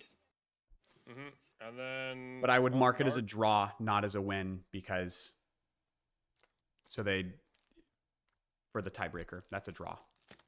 Yeah, make it a Sounds good. draw. That way, no one else does this intentionally. You know what I mean? Sucks. It's I mean, been at least marked we've as only a had one draw. bug, but that's frustrating. All right, are we ready for the next round? It is up. Round 2 is available. You can begin your pairings. Let's see what the matches look like. We've got Funky Solaire versus Onizuka, Master Murdoch versus Prometheus, Veraldo versus Over, Maddox versus Crimson Caravan, The Joker versus Max, Dead God versus Alan, GM versus Bad AE, Y Gork versus Claps, Nullseed versus Luke Braz, Dark versus Vinny Nova, Moglin versus FK, Tomato Red Eyes versus Javier, TCG Jeff versus Jarvis, Hika Renokin versus Invictus, Dub versus Sumaris, Sandids versus Tony Plays, Walmart versus Top, Crafty versus Dragoon. Ooh, that's a fun one. I want to see that. One of you guys share your screen. Antave, who is in first right now, versus Baba, Cultured Swine versus Alpha Dragon, Crypto Phantom versus Skull Crusher. I actually am incorrect. Antave is in second. Max is in first. Now he came in clutch with the highest point game we've seen so far, an 8-point game. All right, let's see some of these pairings. As soon as you're in your matches, let us know. Anyone that wants to stream your gameplay, show it up here and we will watch your game. All right, Dark is streaming his right now, and he has. No, he's got to just be queued. 5 There's no zombies. way this is where he's at already. No, this 5 is from brute. the last matchup. There was a misunderstanding. I had asked him to send the screenshot to count whatever they were at. But we're just gonna count this, and I'll update the scores after. But everyone else has been Got able to start their next match. Got it. All right, Also, Jordan says he everyone, wants to I have stream. put it Yes, in the Jordan, get chat. up here. I want to watch You your guys have gameplay. 35 minutes. 35-minute timer started. What's What's up, Jordan? what's How you up? feeling? I'm feeling fantastic. Second Hell seed, yeah. ready to be kicked out. Hell yeah. Nah. Believe. Waiting for my I believe. opponent to accept my friend request. The great and powerful Jordan is currently in third place. So this is going to be the third place matchup we're going to watch. Hey, by the way, my brackets didn't update, so can you guys tell me who I'm Yes. paired with, please? Luke? And just Prom. Oh, Prometheus, you are paired with. Maddox, I Master sent you a Murdoch. friend request. Master Murder? I got it. I accepted it, but it's still not showing up right away. You were against Master Yeah, Murdoch. Prometheus, you are taking on Murdoch, and I think There Murdoch you go. said he asked if you wanted to go down to game night 7. VC7, yeah, I'm going there. Thank you guys. Really Yeah. appreciate it. No worries. Matt, so we're gonna watch the Jordan match after the Dark match, I'm assuming, right? Since Dark's Sure. almost, I think they're. Let me go on Dark right now. Yeah. Yeah. This right is now, the Dark last is match of going round one. far.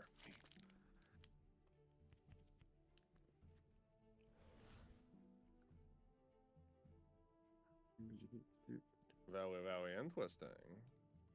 Ooh. Veraldo has a juicy Necromancer right now with a very juicy lineup.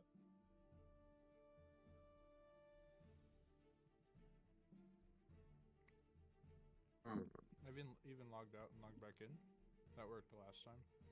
Yeah, I just closed my game and reopened it. I don't know why. Hmm.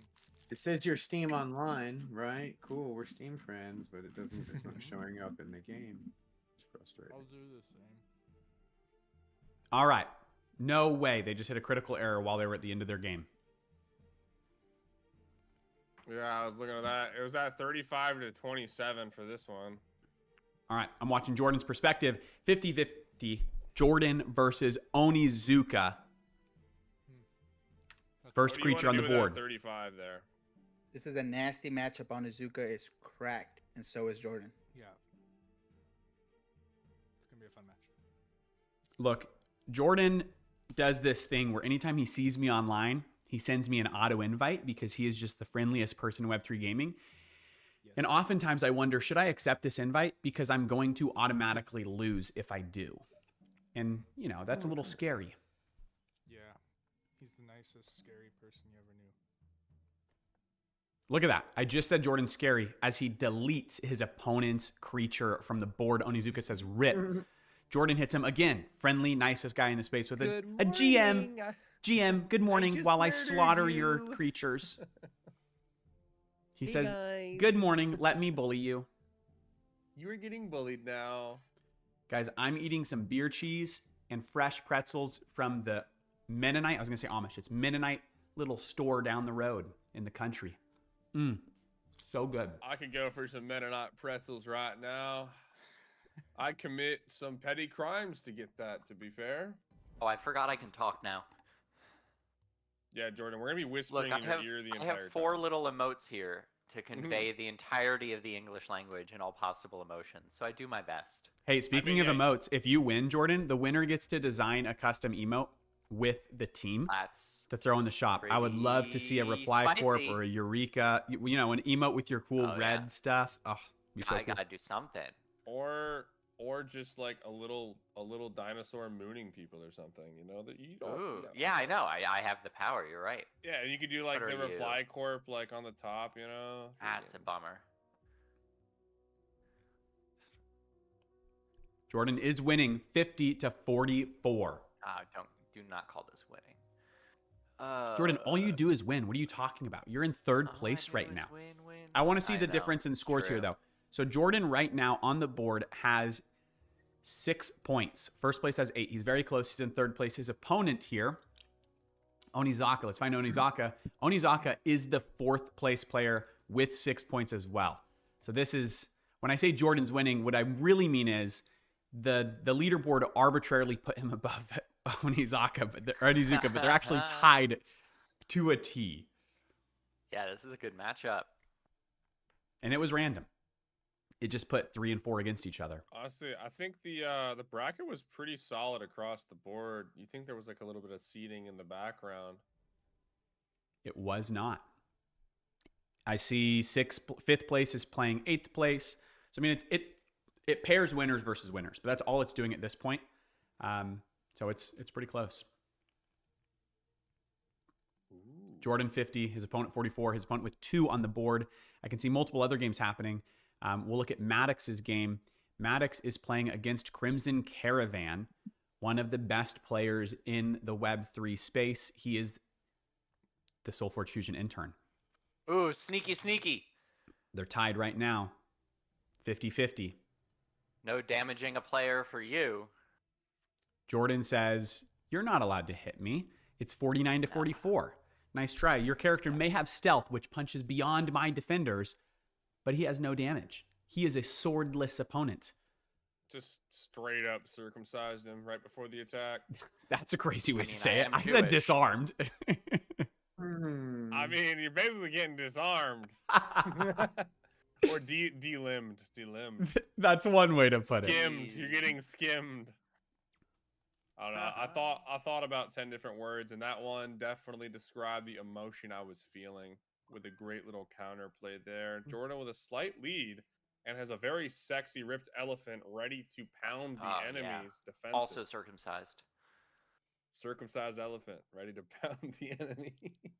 This is why you guys let me up into the chat. This is crazy. The bot kept deleting my comments. Yeah, because these are the kind of comments you were making, and sadly, there's no VC bot. We're going to watch probably this game in its entirety just because this is one of the top matchups. I don't see first place streaming. If I saw first places, I'd be interested in popping in on that one too. But I want to see the way this results. I also am curious of Dub's matchup just because he was top 3 before. It's interesting play. He lost his first round, and I'm curious if he can make a comeback.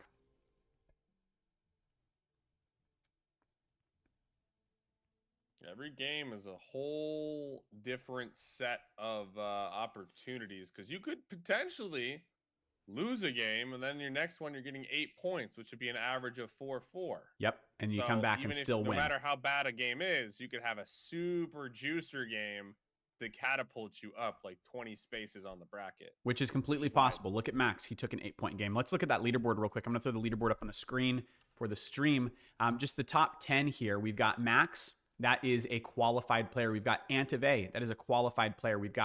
This is Jordan Funky Soler. He is invited. We've got Onizaka qualified. Prometheus invited. Jeff qualified. Sandids. I did qualify. You did qualify. You were invited and then you qualified. But I'm trying to make a point here that people who are invited are also good gamers. Murdoch invited. Tony Plays invited. Baba qualified. So of the top 10, 3 players were invites that we said, hey, you guys should come play because you're creating cool things and maybe you don't have the capacity to qualify for a game and show up at these events. You're content creators, you're builders, you're founders. And it just so happens that one of those 3 also qualified because he's good enough. That is the match we are watching. Jordan, founder of Eureka and Reply Corp. Right as I'm saying he's good enough, there's a lot of darkness on his opponent's board. His opponent, Onizuka, just destroyed his own creature to play a spell. The question is, which spell is he throwing in Jordan's face? Me with it. A sacrifice chamber. What's going to happen? What is going to happen? It's so interesting too when you're watching these games. Sometimes people will have like really strong stats on the base of their cards, and then other people seem to have like a really weak deck initially, but a few upgrades later and a couple crazy utility plays, and it's an entirely different experience. Yep. And so if you're a newer player watching, here's how that process works. The game plays through 3 cycles. You can see the number 2 Roman numeral in between our opponent's character faces there. That means they're on the 2nd cycle. There are 4 possible cycles. Every time you hit a new cycle, your deck gets reshuffled. What is being reshuffled into your deck, you ask? It's cards that you've upgraded. And how do you upgrade a card? Anytime you play a card, you can see the color of the rim around it. So Jordan's got 2 cards in play here. They're both bronze cards. His opponent has 2 silver cards and a bronze card in play. When you play a bronze card and put it in a lane, it becomes silver in your next hand. The way that works is your bronze card, when it dies, will be sent to the banish pile. And as soon as you play a card, the upgraded version is sent to your discard pile. So when there's a shuffle, your cards get better. What that means is sometimes you'll play a card that is super weak early on. Krogius is a great example. It comes out as a 1 attack, 1 defense, little leaf guy that is practically useless. Your second time he comes in, his silver variant, he's a defender. He's in this giant cocoon. He's this little guy cocooned himself in. He's got a lot of health, but no defense. No attack. And then the third round you bring him in, he just wins you the game with 30-30 breakthrough. He can't be defeated by any kind of effects. He's just essentially an invincible machine that wins the match. And so you can choose to play weak cards early on with the hope that they become strong in late game, or you can play strong cards early on, knowing that they're never going to become much stronger than they are right now. That's part of the strategy that's in play. And even though a card might be bronze, doesn't mean it's weak. Look at the freaking elephant on Jordan's board with 17 attack and 18 defense right now. That's a machine. Jordan just messed up the order of his cards, but that's okay, maybe. We'll see. Jordan is winning right now 46-29. That means even if Jordan loses this match, he's already scored 2 points because you get 1 point per 10 health you knock off of your opponent. It looks like Icy is back as well, here to witness Jordan's game and see who will be able to claim the fame. Jordan, the great wolf himself, fighting 46-29. He is in the lead. He says, look, I'm in third place. I want to prove that I'm actually in third place because the opponent I'm fighting against is also tied for third place. So this is my third place slot. Get out of my way. Maybe Unizuka will say, no, dude, you're a freaking joke. This belongs to me. Let's go. We don't know. It's a bunch of scary critters versus a bunch of, I don't know, earthly elephants and plants. So I see zombies and witches against, it is like life versus death, darkness versus light. Who will reign supreme? That one defender just said Jordan's huge 17 hit does not get to exist. Oh, and Jordan is emoting on him, said RIP. Did not hit him with the emote. Yeah, because now he gets to kill one of my dudes. Oh! So there goes the elephant. Jordan The elephant in has the to room deal is with no this more. creature now. If he doesn't deal with this guy on the board that seems weak, right? And he was just talking about that. His printed value is only a 2. What's he going to do?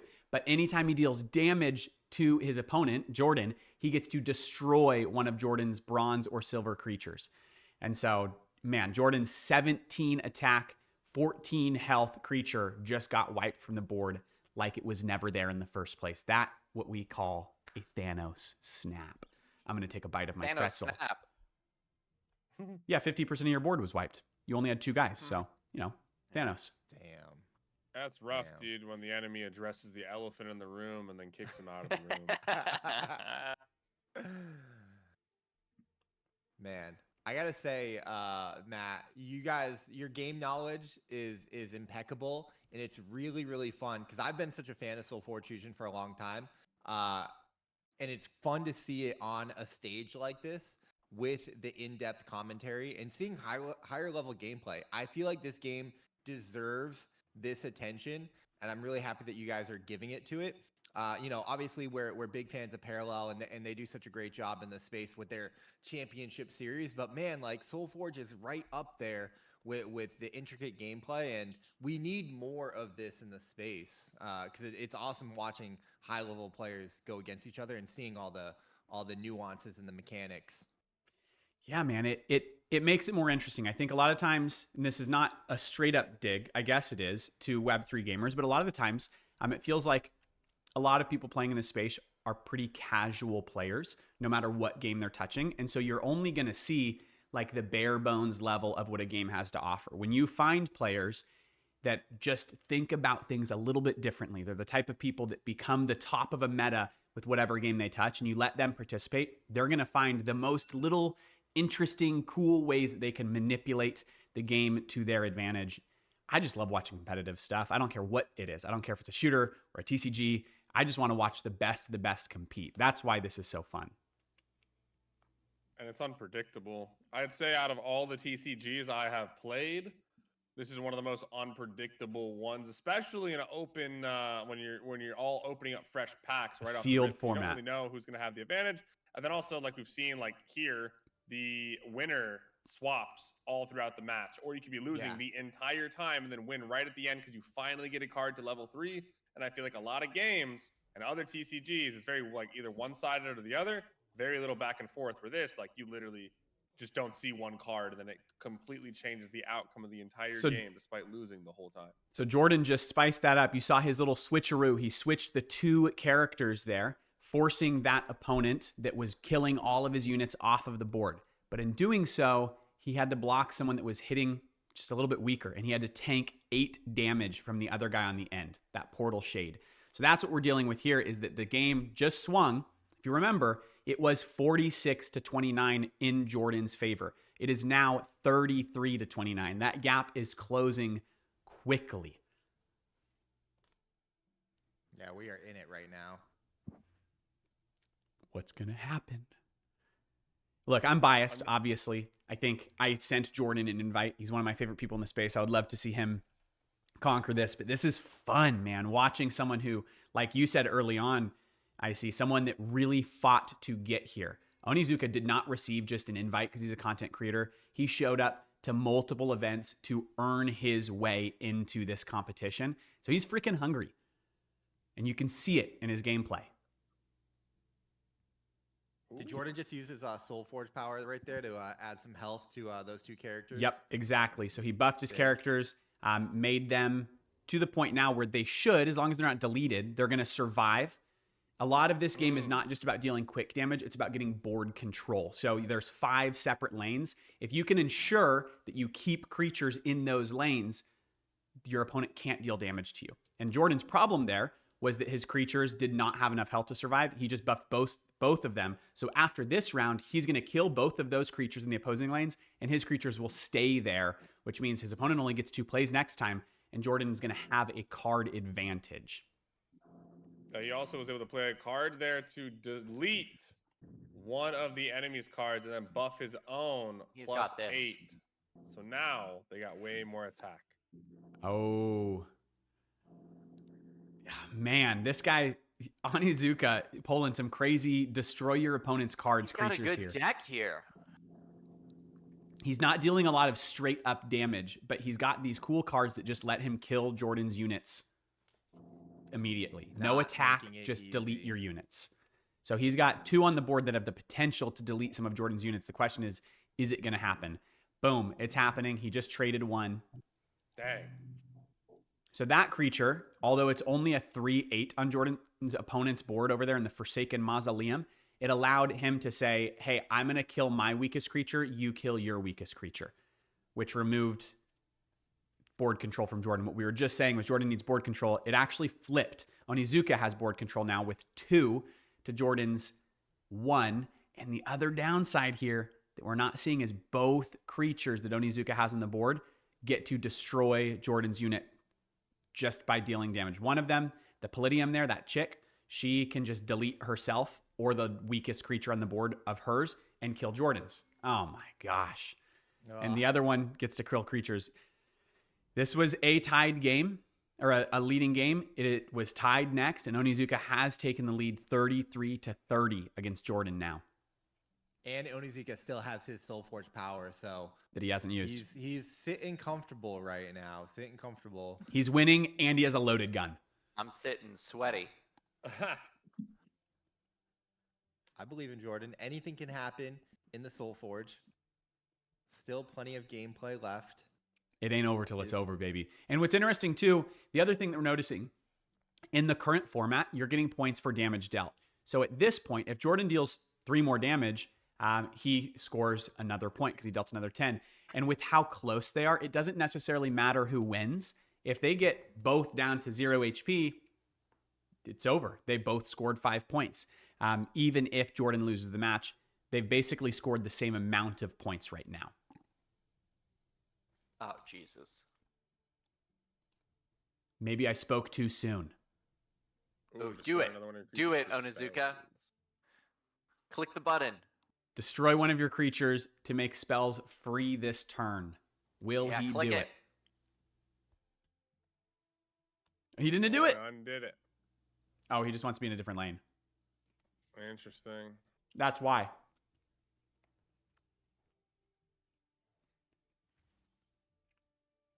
I think I'm gonna win. You think so? This isn't going great for me, I have to say. It's down now 33-23 against Jordan. We're in the final round of cycle 3. Ooh, but you might have some good combos here.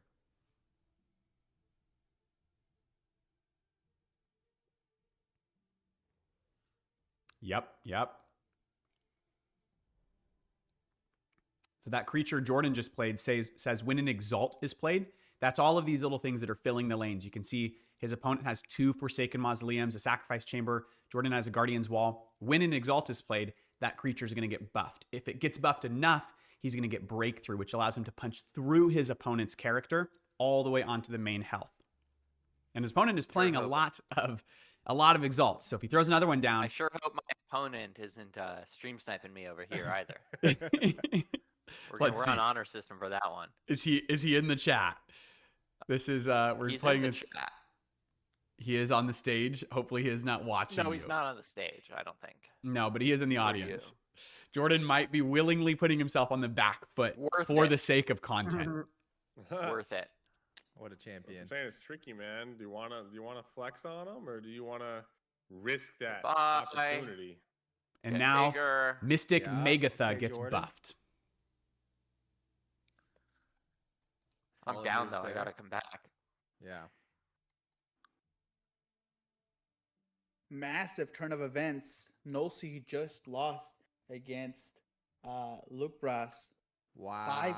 5-2. Wow. In a big turn of Wow. events. So an I thought invited you player had beats one of the 11 to best. 2.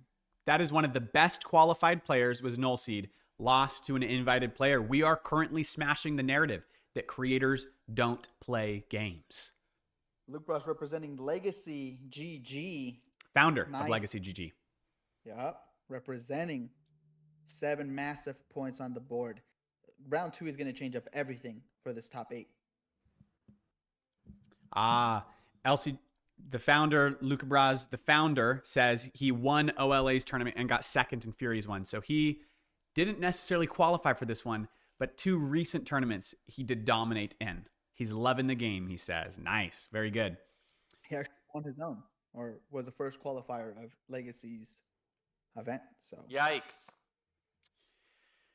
Man, Onizuka telling Jordan, stop Yeah, playing I'm my getting wrecked. game. You belong to me, sir. But look at that. He played a Sacrifice Chamber, which actually buffed Jordan's character again after he nerfed it. And it's going to keep that creature alive on the board and at least stop the 7 damage from the Blight Witch. It's so tough when your health gets down into the lower 20s because the pressure starts to build. You know, You get all sweaty. big swings can happen in the heat of a moment in SolForge, and so you're always on guard there. Jordan has to make something happen this round, but also the next pull. Hopefully he gets some good cards here that can mount a comeback after this battle here. About that. 15-17. What a buff. It is 36-20. A 16 health advantage to Onizuka. The other problem here is that Blight Witch allows him to play spells for free. So all he needs to do is sacrifice, kill one of his own creatures, and he can play all of his spells in his hand for free this turn. Crazy. And so if he draws some good spells and one weak creature that he's willing to destroy, it's going to be a tough round for Jordan. The tough round for Jordan. Yeah, He's it also already is just because gained the health. defense. Yeah, and he did gain health. He's healing as well, which means less points for Jordan. Right now, Jordan has 1 point on the board to Onizuka's 3 points on the board from this match were it to end right now. 10-minute warning. Friendly 10-minute warning for the round. Well, they're in cycle 4. It should be wrapping. I mean, when you match up against a player like Onizuka and you see the badges that he's got on display, you know it's going to be a tough match. It's going to be a tough day in the office. Hey, Onizuka next is event, clearly a player. we're going to see a lot of players with SFCS badges. Hey, let's go. GG's Crimson. G. Crimson won his match against I don't know. Maddox. His match? Oh, was it you? I lost. Who won? You assumes? You Maddox assume too beat much, sir. Crimson. Let's go, Maddox. What was your score, Maddox? Okay. He was -6. I had 31. Nice play from Maddox. Takes down Crimson. Congratulations. Takes down the intern? Maddox Games over here. Changed the name from Maddox Makes to Maddox Games. Let's go. My God. In my what can defense, I'm he do? packing in between plays, so Oh. That sounds like Johning Crimson. It's okay. Crimson is significantly better at this game than I am. So who am I to talk? That's how it goes, man. Start Maddox, the packing in founder real of- life, and then you end up packing up in game and having to go home. Yeah. Maddox, the founder of Dream Test Labs, making his dreams come true today in the SolForge Fusion Championship Series, hosted by 100X. You love to see it. Let's go, baby. Moglin really- says he's struggling with this deck. Yeah, I'm super curious to see if Jordan can get himself out of this hole right now. I want to see something magical happen. What It's like can right at the Jordan end, do? too, so you might not 15 be to able to get enough damage to 36. end the game. Okay. Smart Great moves, little going to take swap. out that opponent there. And since we're in the fourth version, this game's over after Yes. these like next two cards, yeah. Yep. So basically, it's like there's a chance that neither one of these players can actually end it. So then it's just a matter of how much damage can you get done. Win on to time. Get as many points as you can, basically. I've actually found that the fourth is not necessarily the end. If they have the same health, they go into sudden Yes. death, making it so Ah. it makes the next point of damage wins. But it is Oh my 41 gosh. to 10. Onizuka just healed and took away Jordan's point. If Jordan can't deal some damage, he's ending this round with 0 points because of what Onizuka just did. That's so devious. crazy. Just that little bit. At of one healing. point, this was a 2-point That's win. so rough. Jordan was going to get 2 points on this round. And Onizuka has healed all the way up to Jordan getting 0. Absolute insult abusive. to injury. Come on, Jordan. Dominating performance coming out of Onizuka. One to watch as Oh we wait, I near fucked up. the finals. You hearing concern coming out of Jordan's side. No, lots of concern coming out of Jordan's side. Jordan was one of my picks to win this event. Not just this round, this event. Well, I think Jordan's still in a pretty even if Jordan did like a 0 point this game, I think he's still ahead of half the people. In Yeah, this with a tournament. 6-point win out the gate, that put him above. Oh, jeez. Oh no, it's coming down to the He undid Real that. question. Yeah, how much damage can he get? How many points now? It all comes down.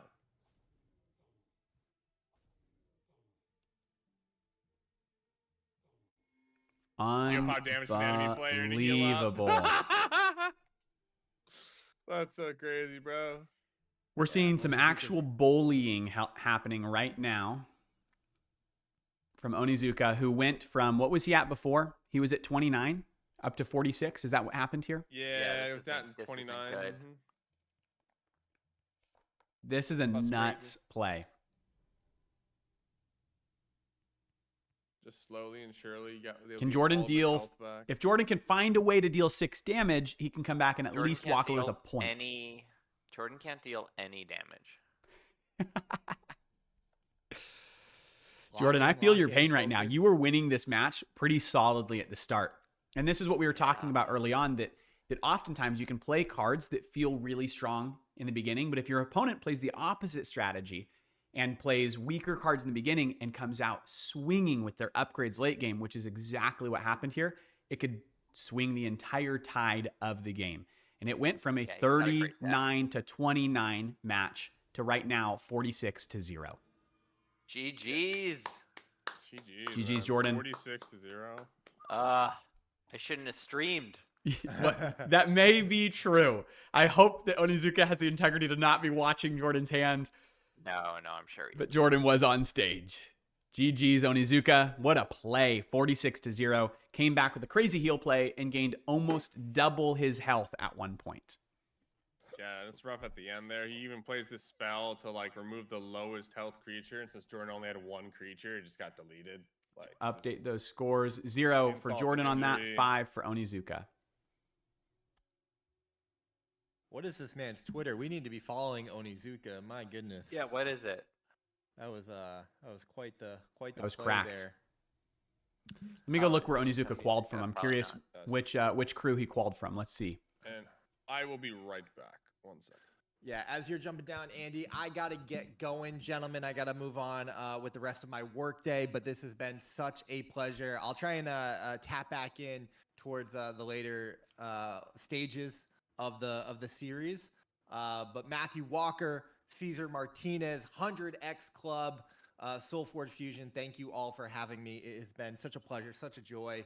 I love events like this. And guys, again, I can't give you enough flowers. You guys put on a great event, and appreciate the hard work that you're doing. Appreciate everyone tuning in. We still got Peyton, the Papa Wolf in the chat. As always, PD6, I see you, AE, everyone on stage, Maddox Makes, Jordan, Crimson, absolute legends in the crypto gaming space. Dub, their redemption arc continues. So I see Jack down there. Super, super fun. Great day of gaming.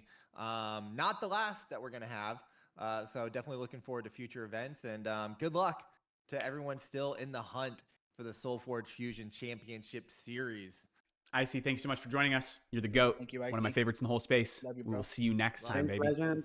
Love you guys. Love Talk you, love soon. you. Thanks, Icy. I love you, homie. Love you, AC. All right, let's see what is still happening on the leaderboard. See if we can check out mix-ups here. Let's refresh this leaderboard and see what is cooking. Right now, our first place swings pretty heavily.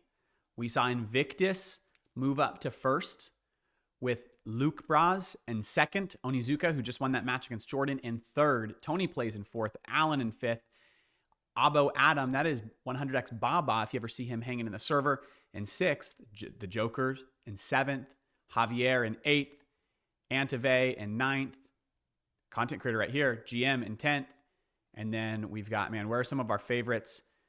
Oh, my boy Kyle got knocked out early. Tomato Red Eyes. He was a favorite to win the event as well. I see some of my favorite homies down here, unfortunately, towards the bottom.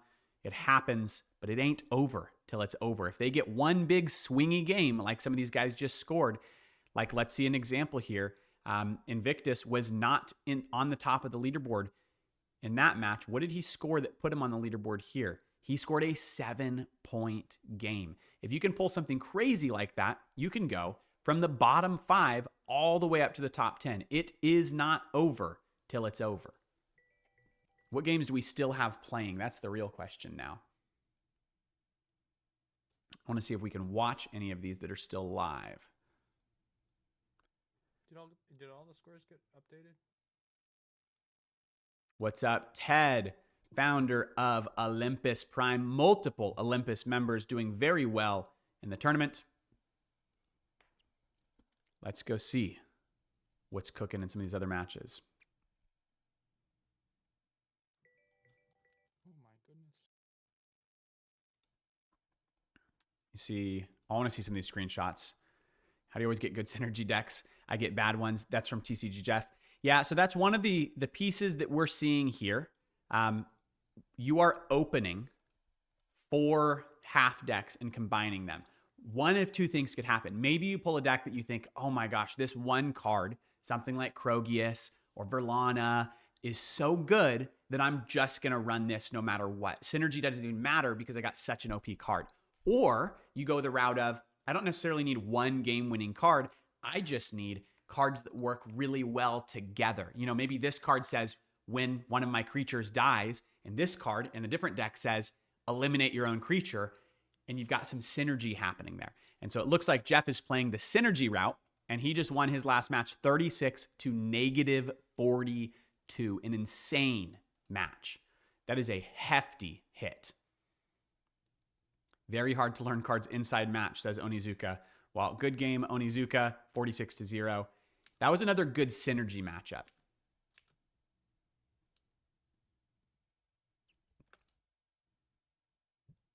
I want to see Baba won his 10-6. Super close game right there. One more round had it gone on, and anything could have changed. So you play a maximum number of turns. Once the 4th cycle ends, it is game over. Hikaru lost 44 to -26 on there. Man, some crazy matchups happening. TCG Jeff with 9 points. The most that someone has scored in the finals so far. A massive 9 points against Jarvis. Jarvis also walking away with 1 point, but TCG Jeff putting a new PR on the board for this event. 9 points. My man is twisted. He had a Oh, 9-point match. So is that our 9 new point record? Our new record in today's event, 9 points in a single game. You get 1 point per 10 damage. That means he dealt 90 damage on his opponent's health that game. Ouch. By the way, his opponent only starts with 50 health. So he got him deep in the negatives. Deep. Which ones are still happening? We still have, let's see if any of them are in VCs for me to watch. It looks like we still have a game happening with Crypto Phantom and Skull Crusher, Crafty and Dragoon. I might jump over and watch those guys play. Prometheus was 1 HP away from also scoring 9. Murdoch stopped him at -39. He would have got a Dang. -40. It would have been a 9-point game. That was Murdoch versus Prometheus. Murdoch lost. 27 to -39. Oh my gosh, that Massive is a game. genuine Defeat. surprise. Murdoch, again, was one of the picks for a potential winner this event. He has won first place in our events before. Murdoch is very good at this game. So a huge surprise to see him so deep in the negatives. Prometheus Good says win that from he healed Prometheus. for 12 health.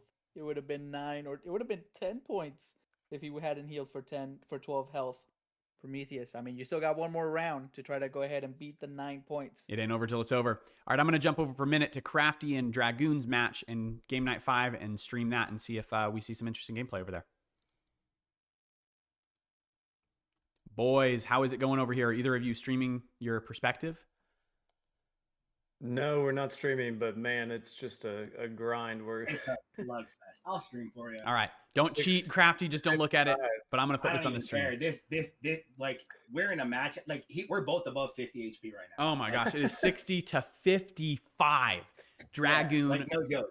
This game has been, like, just grueling, bro. It's been just like a slap fest. Where we just, like, are standing across from each other, and we're just, like, returning slap after slap. You after guys are slap, basically bro. Ellie, right? One of the coolest fighters in Web3. You're slapping each other.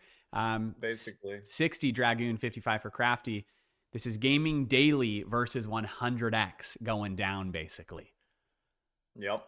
Man, I saw you guys matched up over here, and I had to come watch this one. You guys are on the main stream now. You're on Gaming Daily's live stream.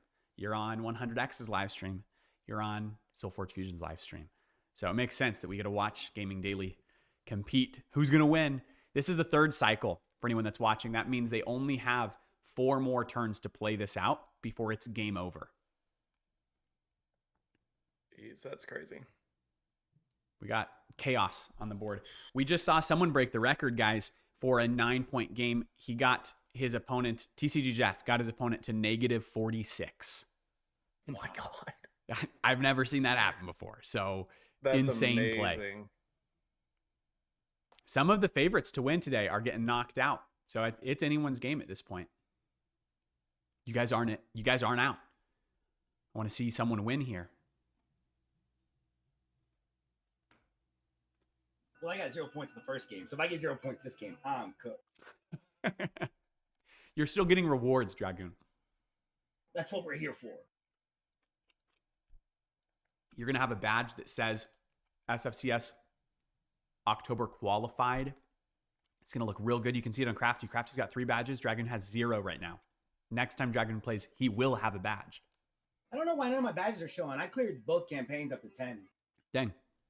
I did both campaigns up to 10 with every single Forgeborn. So I have those ones on there, which just basically says I have no life. It doesn't necessarily say I'm really good at the game because it's PvE. It says I have no life. So Crafty just played Taliesin. The enemy player plays up to 1 card for free. Then you play up to 1 card for free. So he's willingly letting Dragoon play a free card so that he can play an additional card. Normally you only get 2 cards per turn. He is giving his opponent an extra so that he gets an extra. When this Taliesin is upgraded to the fullest level, the gold level, he will just get to play one for free, and he doesn't have to give one to Dragoon.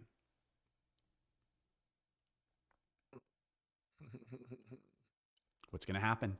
60 to 55. Dragoon has board advantage here. The reason I say that is because he has 4 creatures on the board versus Crafty's 2. But anything can swing. This is a very close game. We actually just saw a matchup with Jordan from Reply Corp. He was winning by almost 20, and he ended up losing by 46. And so anything can change. That's I'm crazy. excited for this one. I came back, Matt. That's I'm right. here to witness the glory. I'm happy I didn't really miss anything. Still 60 to 55. It's wild. Yeah, and they're in cycle 3, man. They're like just peppering each other and then healing back up. Nice. Also, double check my OBS cam. Yeah, I just put you back do on. have it turned on. I had it off. I just turned it off when I stepped away. I saw you step away and I turned it off anyway. So Gotcha. there are only 1, 2, 3, 4 more games still happening this round, and we're on to the last round.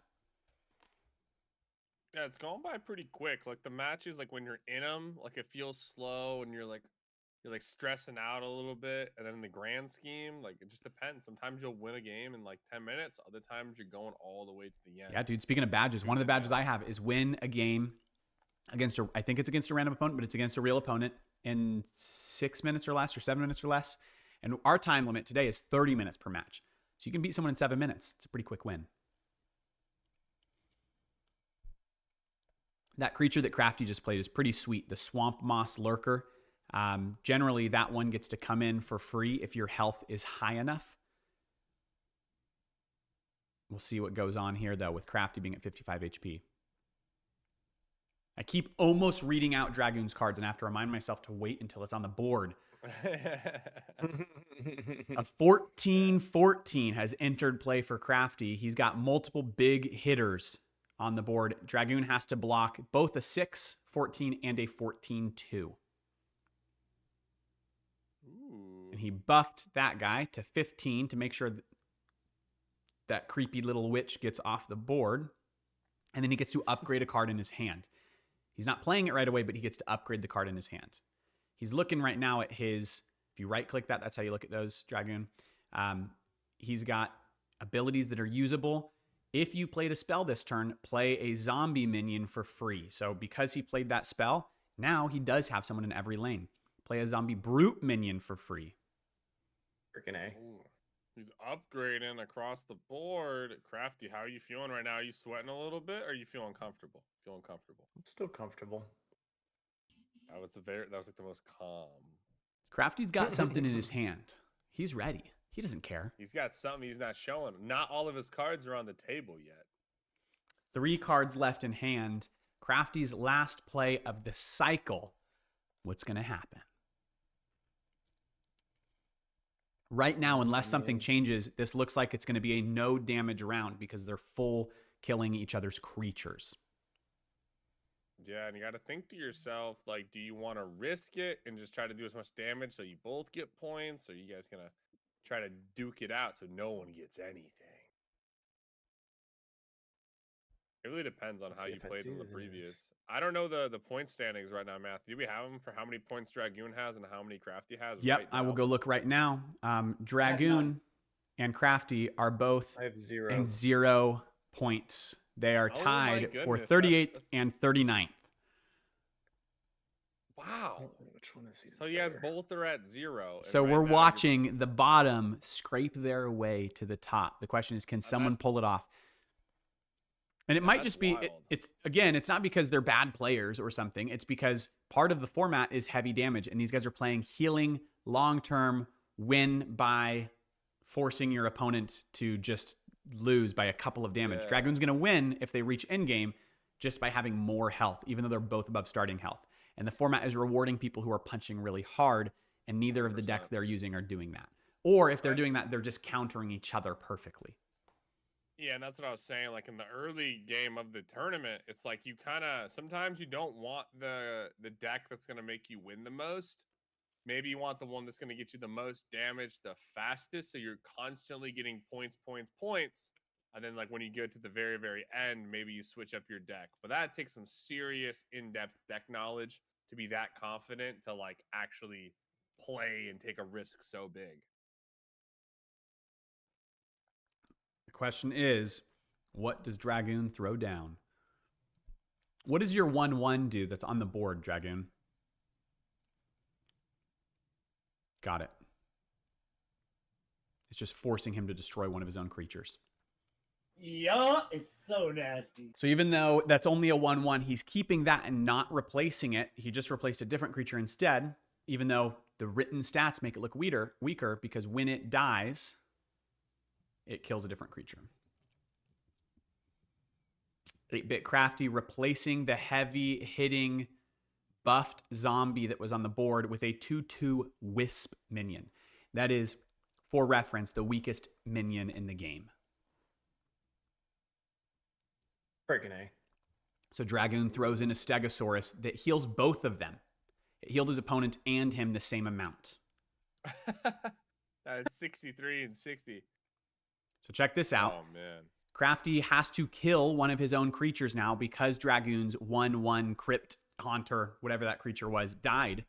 Crafty has to choose one of his creatures to die now.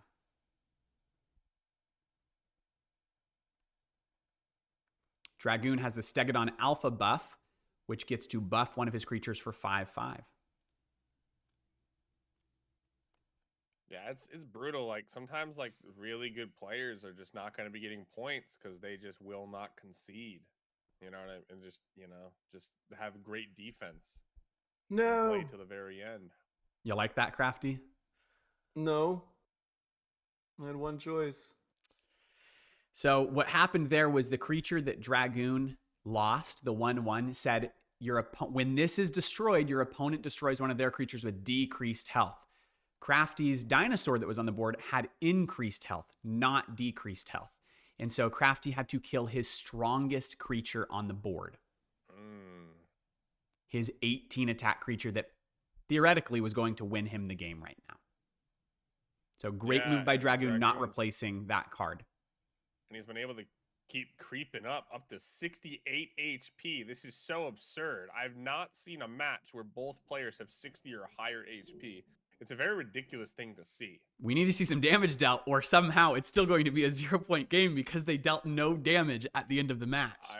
I will say, one thing that's very interesting about this game is with the cards constantly getting upgraded, you could potentially be a 60-60 game all the way to the very last turn and then deal like 60 damage or 50 damage or something absolutely insane. So there's still a chance for both players to end up with some points. But remember, I don't know how. There was 3 turns left, and Jordan was at 39 and his opponent was at 28. And within 3 turns, it swung to 46-0. There are crazy swings that happen in this game. Like the one Crafty just played said, give this dinosaur equal damage to your health. Crafty has 60 health. That dinosaur just came in with a 60 HP punch. That is ridiculous. If Crafty can swing with that, that's 6 points. See, yeah, if he could somehow figure out how to get breakthrough on that dinosaur, he'd be vibing because it would do damage no matter what. But right now it's on defense. And there are cards in this game that say give breakthrough to one of your creatures. That is so terrifying, though.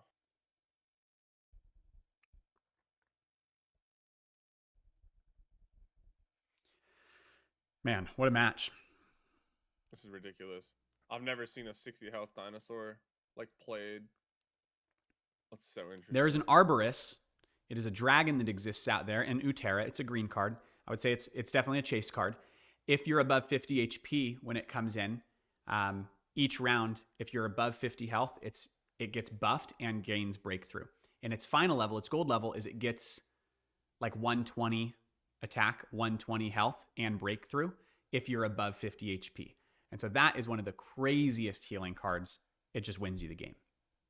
Yeah, I think I saw a screenshot of that in the chat earlier. I was like, how do you have 100 attack right now? Utera Utera, that's the green set, the green faction. Mm-hmm. They have a lot of those very high damage late game cards. It's not necessarily the strongest at the beginning, but they have Krogius, they have this Swamp Moss Lurker that Crafty played, and they have the dragon that I was just referencing that all hit for more than your character's max health, basically, if you can get them in play. We are in cycle 4. There's 2 turns left, and it is 68-60. This is ridiculous. Who's got it? What if Crafty? It is a heal off for the boys. What's interesting is both of these guys' decks, if they were playing against someone else's deck, there's a good shot they could deal 60 damage to their opponent. The problem is they're hard countering each other with very similar deck combos. Yeah. That's another thing with this. Like, you could potentially have one of the best decks in the game that beats 99% of players, but if they have that 1% deck that counters you or is the same exact thing as you, then your hands are kind of tied and you're forced to go the long game where you might not actually end up getting any points at all.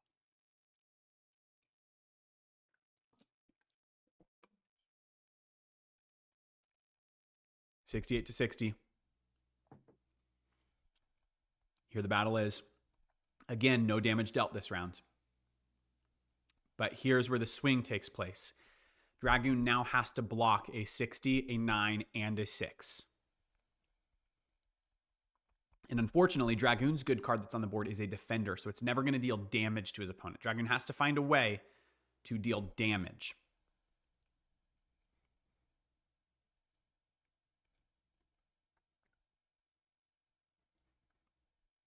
Dragoon will win this match, but he'll walk away with no points, only with the tiebreaker win. The tiebreaker will be determined by wins and losses as one of your 3 tiebreakers. And so if Dragoon wins this match, if he can somehow block this, then he would get the tiebreaker, but he doesn't get any points this round. Interesting. Can he stop?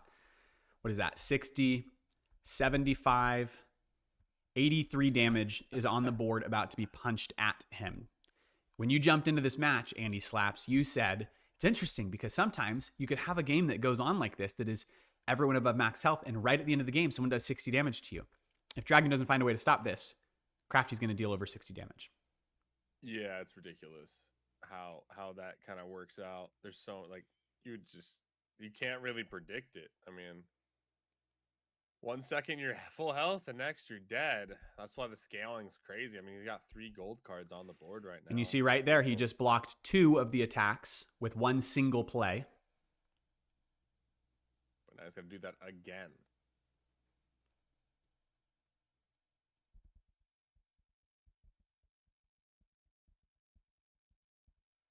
And neither opponent has used their Forge-born abilities yet. So that might still come into play here. You can see the Forge-born abilities is the flashing yellow icon. The glowing, I guess, it's not much of a flash. Glowing icon next to their leaders above and below their health. The other thing in Crafty's favor right now is we talked earlier that Talisman that he has in play at the max level, which it now is the max level, allows him to play an additional card for free. So Dragoon will get 2 plays this turn. Crafty will get 3. And he also just drew a deal 7 damage to an enemy creature. He gains 7. And now Crafty has to destroy one of his own creatures because he killed a creature that trades with one of Crafty's. This is just so crazy. Now it's 6-7. 6-7. And then, oh man, this is just getting so super out of hand. What can Dragoon do to save his life?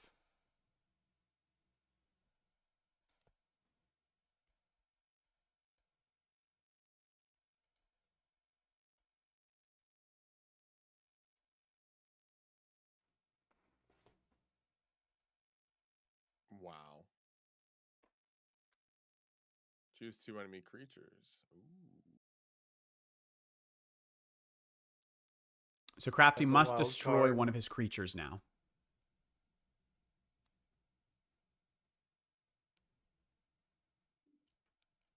He's doing everything in his power to keep that dinosaur alive so he can get these points. What is you got an ability there? All right. Crafty is dealing 21 damage to Dragoon. And this is the final turn of the game. Crazy. And they both started at like 50 health, right? Yes. So, And it is now 67-47. This is still a 0-point game. Technically, Crafty still has 0 points. Yes. Until he can get Dragoon to 40, it is a 0-point nil game. It's so That was funny. nuts. Yeah, I do. I love the format so much because like you get ridiculous stuff like this, but on the flip side, there's like every once in a while, it's just you have this crazy like 20-minute long match and no one gets anything from it, and you're just like, wow, I fought tooth and nail for nothing. And there will be one more match after this to determine who is victorious. I'm looking at the main leaderboard right now. TCG Jeff has moved up to first place with 15 points over 2 games, which is insane because you get 5 points if you get your opponent to 0. He has 15 points in 2 games, which means he has gotten his opponent an average of -25 per match. Which is it's a crazy thing to see because you need like almost like a middle kind of like mid game kind of deck. Like end game's cool, but then it might go a little bit too long or they might out heal you. You gotta need like a Crafty with the first point. mid-tier power. Well, there we go.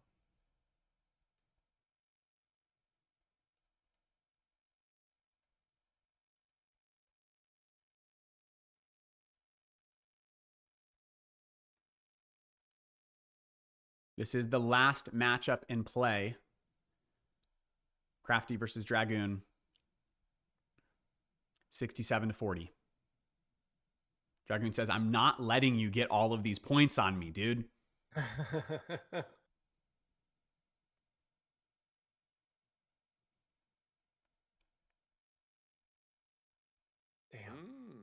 a nice card to buff that right up the middle. You got counters on each side, but who will be able to attack? 8-Bit Crafty showing up for Gaming Daily. Unless something swings crazy in this play, it is game over for Dragoon. Dragoon's got to deal 27 damage at this point in order to swing it back into his favor.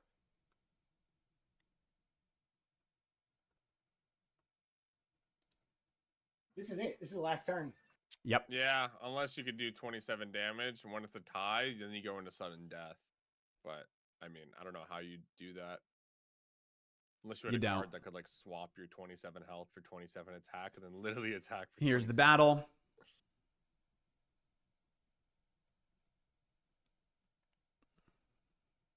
Bruh. What an insane... Crafty with the win, 67-40. Insane game, Holy bro. cow, what a match, dude. Good What a game, freaking gentlemen. match. I am going back to the GGs. main stage. I'm going. Wanting the stronger ones. All right, time for the final round. Crafty won 67-40 at the end against Ooh. Dragoon. They were in 67-40. cycle 4, both of them above 60 HP, and Crafty threw down 87 damage among 3 creatures that Dragoon had to block. So it was only a 1 point to 0 point game. That was all. It was crazy. It was ridiculous, bro. They went all the way to the end. They both had over 60 HP. And he got 1 point. All right, next match is ready. You can look at it being generated right now on the leaderboard. Skull Crusher versus Polo. Good luck. That's gonna be a fun one. Skull Crusher and Polo. I think you guys will have fun in that matchup. Skull Crusher, go show him what you got. And Polo, don't give up 8 points again, bro. All right, let's look at some of these. We've got the Jokers versus Abo Adam. We've got Moglin versus Crimson Caravan. I'm excited about that one. Dead God versus Hikarunoken. Sumaris versus Y Gork. We got TCG Jeff, who is in first place, against Prometheus, who is in second place. Jeff has a 1 point lead against Prometheus, but that is a close matchup. Dub versus Over, 2 very talented players going in right there. Max versus Alpha Dragon. Max was our point leader at 1 point today. He still can be if he clutches this game. FK Rotes versus Antave, who was also in first at 1 point. Onizuka versus Allen. Crypto Phantom versus Bad AE. Jarvis versus Top Ebo.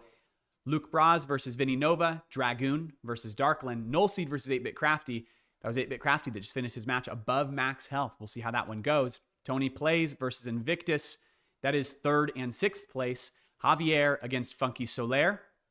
That is Jordan from Eureka. Maddox Makes versus GM Claps versus Veraldo, Sandids versus Master, Murdoch, and Scroll Crusher versus 100x Polo. Final round of the day, ladies and gentlemen. Let's see who comes out on top. Yeah, man, I'm excited. We did have some questions here while you were absent Yes. that I wanted to make sure that you covered. People were wondering, hey, what are the prizes? What's going on for who's going to win what if I do well? And two, there were mentions, whispers, murmurs of chase cards. They want to know. Yep, let's talk about it. Let me pull up the actual pricing sheet to give you guys the exact numbers. That pricing sheet, here we go. If you guys want to know the prizes today, first we've talked about the additional stuff that is not SFG. So the badges, your badges that you get in game, everyone who played today will get a qualifier badge. You can actually see a teaser of what those look like. Everyone who plays top 8 will get a unique variant of it. Second place and first place will also get unique variants. Then custom SFCS playmats in game. There are very few custom playmats in game. You and your opponent see it. You can see, I've seen Nullseed has it today. Crimson Caravan has it today. There are very few custom playmats out there, but you top 8 will earn them with first, second, and third getting unique ones. And then decks. There are tons of deck codes going out. We're giving out over $1,500 worth of decks that can be converted into NFTs very easily. If you need help with that, let us know. 16 decks for first place, 12 for second place, 8 for third place, 6 for the top 8. What was that? 4 deck codes for the top 25, top 24. Is that what it is? Top 24. And then additional decks for everyone else for playing. And then SFG. We're giving out 1,500 SFG, 500 for first place. That is 500 in US dollars. 500 USD for first place, 250 for second. Third is 125. Then fourth, fifth, sixth, seventh, eighth is 75. What is the others? That is 50 for 9 through 12.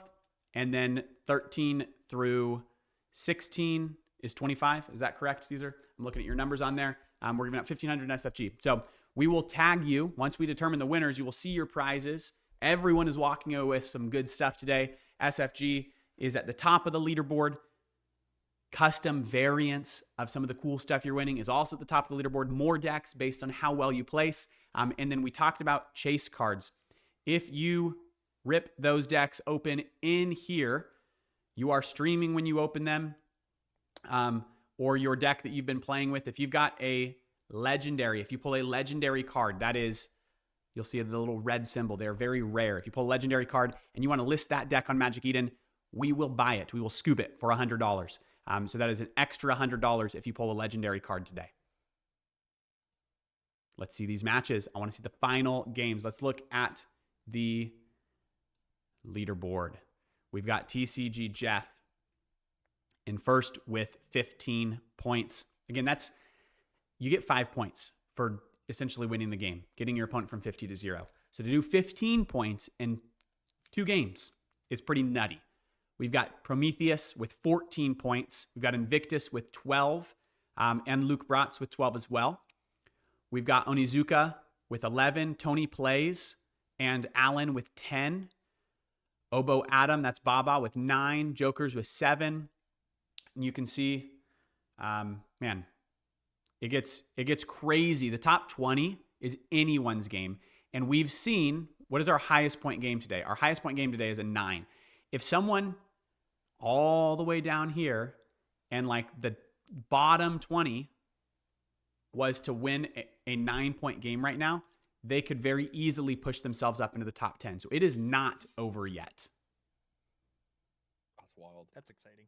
All right, let's look at And Maddox also- going against the True Nick. Round And 1. The crazy thing about that is also, like, obviously Jeff has a very massive lead. But if somebody could, like, stop him, like the way that Dragoon had, like, 69 health towards the end, and just make it so it's like a 0-0, or Jeff gets like 1 or 2 points, someone could literally go from, I think, like 20th place to first place with one, like, God game, basically.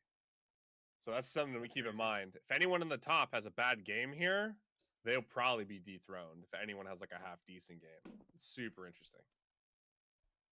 Matthew, a lot of questions coming in. How do I identify a legendary card? All right, We so I'm haven't looking had at an Maddox's example. cards right now. On the side of Maddox's card, you can see a little orb there. That one is glowing blue. That one is glowing blue. Blue, red, yellow. You'll see different colors. A red is a legendary. That means the glowing gem on the side of your card is a red gem. That is how you identify a legendary card. There are only, each set has, yeah, can we drop a unique example? Let me send an example of a legendary. Let me go to the card database on SolForge Fusion. Let me pull up a legendary. Does this one take on my... I didn't know that. That's so cool. It takes on my attack and defense. Neat. That's neat.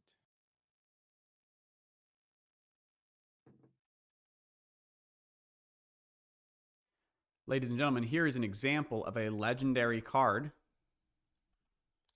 You can see that the symbol is red. The gem on the card is red. Yes. That would be a legendary. Seen any of those. They're obviously very rare. The way that it works, and that us doing this chase card thing, it's teasing an element that is going to be introduced into SolForge in the near future of chase cards.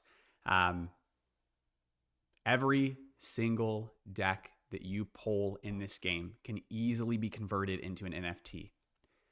A lot of people, because this game is newer in the Web3 space, and the player base isn't huge yet, haven't identified yet what some of these best cards are. And so there is a reality that if any card game gets very successful, the chase cards get valuable. I play, as an example, Star Wars Limited a lot at a card shop in my town. The Darth Vader card goes for $150. If you pull a Darth Vader, you're freaking stoked because anyone will give you $150. This game's newer, so it's still setting the floor. We're organically talking about like, hey, what do we think some of these chase cards are? And so right now we're just saying, hey, the legendaries are bound to be some of the chase cards. We'll scoop it for $100 if you draw a legendary, just to prove that thesis to you. It's just a fun, like, little gotcha box mechanic that we just threw in, just to make the event more fun today. And are we locked after the in event, watching we Maddox can right now? open I am watching our- Maddox. It is 50 to 48. Gotcha. If anyone else wants So to watch after their the game, I would love event, to. we open the text. Sorry, Say sir. that one more time. Sorry, I was just asking. So after the event today, we will receive the decks and we can open here sharing the screen, right? Yes. Right, to get the legendary. Or if you pulled a legendary in the deck that you're, any of the 4 decks that you're playing with right now, that is also claimable. Oh, I need to see. I don't think so, but let me. I would be surprised. We gave out, man, what did we give out? We gave out, let me do the math real quick. Like 40, right? Up to like 40 people playing? 44 42? times 4. So we gave it 176 cards. I would be surprised if there's no legendary there. And the odds say there should be a couple of legendaries that were pulled just in the booster boxes that we already gave out. Mm-hmm. I gotta check my physicals, Matt. I got a bunch of starter packs on my wall behind me that are unopened. And it's like, do I save them and give them to people, or do I just claim all the cards? Whatever you want to do. Or All claim right. the cards and We give just them to saw the someone? True Nick throw down a Krogius. In my personal opinion, this is like the GOAT late game card. What Krogius does is, right now, it came in as the weakest possible card. It is a 1/1, this little plant minion that's basically useless. The next time he plays it, it will be in a cocoon. And I believe it's a 1/14, or sorry, a 0/14. It doesn't attack, it just defends, but it heals you. And the following round, it comes in with 30 attack, 30 defense, and breakthrough. So it's going to punch through whatever you put in the way. And the card text says this card cannot be affected by other cards. So you can't remove it from the board. You have to somehow kill it while not taking 30 damage every round. I actually don't think I've ever seen someone get a 30-30 Krogius on the board and not win that match. It is basically an auto win if you can get him on the board. Now Maddox's heart rate. There's a reason why Krogius decks are going I saw one pop up for $30 the other day on Magic Eden, but they mostly, if it's got a Krogius in it, most of the time they're going for like $50 on Magic Eden. If you want a game-winning deck, scoop a Krogius. If you want to make a little money, maybe list a Krogius. Those are great decks. Shoot, I gotta find me a Krogius. I have 175 decks, I think, in my own account, and I have 2 with Krogius. It is a pretty darn rare card. He's hard to come by. So good luck to whoever just pulled that Krogius. Do we know what expansion that's in? Like, is that like the newest one? Like, would I have it from? I think it's in 2 different ones, but let me check real quick. I'm curious what expansion that Yo, is. Skull Crusher says he lost with Krogius in his hand. Ooh. He did player damage before the attack. Krogius on the board. Yeah, he's already got his 2nd level Krogius on the board. That's some insane luck pull from Nick, because what just happened there, remember, he plays his bronze Krogius and it upgrades to silver. It goes into his deck. That means when all 20 cards were then shuffled, he somehow, in his first hand, drew that card right away and threw it on the board. That is a fantastic luck pull from Nick. And it is not guaranteed that you'll get the silver variant, because every round, 5 of your cards will never be drawn. And so there's always some luck involved. And he just got the luckiest pull ever. And it's so early in the game. Like, there's a world in which he plays it once, loses it, and then plays it again. Dude, yesterday I was playing a match because I played in the Wolves qualifier. I had a level 3 Kroger's after the first round. Like, not even like the first full round. The first 2 turns, I was able to upgrade, then upgrade that card again. And then I got it in the 2nd turn, but I couldn't play it until round 3 or the 3rd round. It was so sad. Nice. Moglin pulled a rare Krogius. So here's how stats work, if anyone's curious. Moglin showing that he pulled a Krogius today. So a Krogius, the orb is yellow. A yellow orb, there's actually 4 different colors at this point, I believe. A blue orb is common. That just means when a deck is created, every slot is algorithmically generated with percentages. A common is that's most likely. You're going to get a common in each slot. There is a 1 in 5 chance that one of those slots each time, a 1 in 5 chance that it will be a rare. If it turns rare, you're going to get a rare card. That doesn't mean you're going to get a Krogius, because it means you're going to get any of the rares. So getting the specific rare, the odds are even higher. I haven't done that math before. A legendary is a 1 in 40 chance that there is a legendary in your deck. So not 1 in 5, 1 in 40. It's tough to pull a legendary. But that's why when I said, hey, we gave away 176 decks today, there should be a legendary or 2 or 3 out there, because it should be 1 in 40 decks has a legendary. It is True Nick with 58 against Maddox's 44. Maddox does have some damage ready to deal on the board today. I do.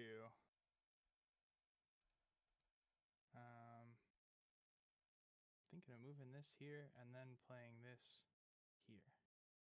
Yes. That's what we're gonna do.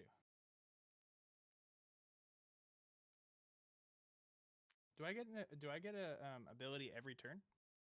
Forgeborn ability? No, like the card. And activate. So yes, activate means you can do it every single turn. Yeah, that it's alive. Yeah, cool. Nice. Oh, and I don't want to do that though. Okay, cool. Got it. Got it. Okay. All right, it is 44-50. Maddox was able to deal some damage here. And remember, the Krogius level 3 will not come into play until round 3 if he draws it. So it could be a deal breaker, literally. Wait, he has one? We know this? Well, we don't know. No, we know that we know a gold is going to be because he played the silver, the gold will be reshuffled into his deck in cycle 3. That doesn't mean he'll draw it. Of your cards, 5 of them you will never draw. So maybe he won't draw it at all. We don't know. Got it. Right, because you have 20 cards and you'll draw 15 over the 3 turns in the cycle. Right.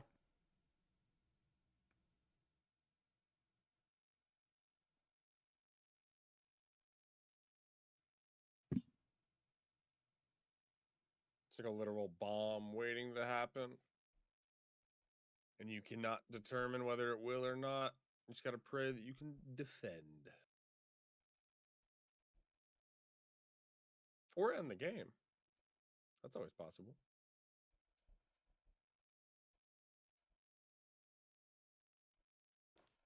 $50 to $44.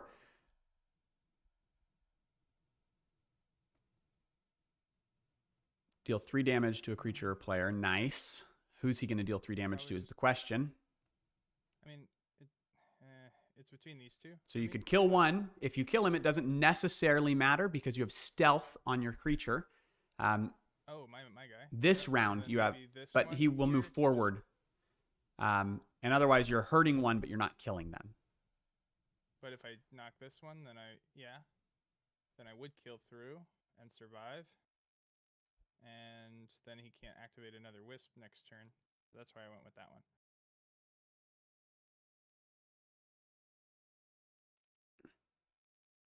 We will see. It doesn't matter. But awesome.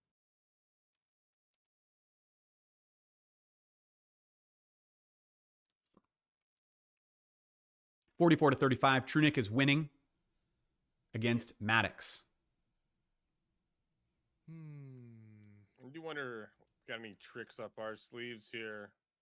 I'm not super familiar with half the cards Maddox has. Yeah, it's been a pretty interesting one, but I think I'm going to go here with this guy. And then does it for now. He's doing He plays a spell that deals 3 damage to one of the creatures and then gives 3 shield to one of his other creatures. Moglin asks, what are these little outlines? What's the little eye symbols? The little outlines are, so what you're seeing, the different type of outlines is which set that the card is in. So there's 4 different sets right now. Those symbols show the different sets. And then that light blue that you're seeing is actually different than dark blue. So I said there was 4 different colors. Technically, that light blue is different. That light blue is called a soulbind card. It is not a common, a rare, or a legendary. It's a soulbind. What that means is it's adding some kind of extra cards to your deck. Some of them add an extra exalt. Some of them add an extra unit. They're going to do something to your deck that manipulates the game in a new way.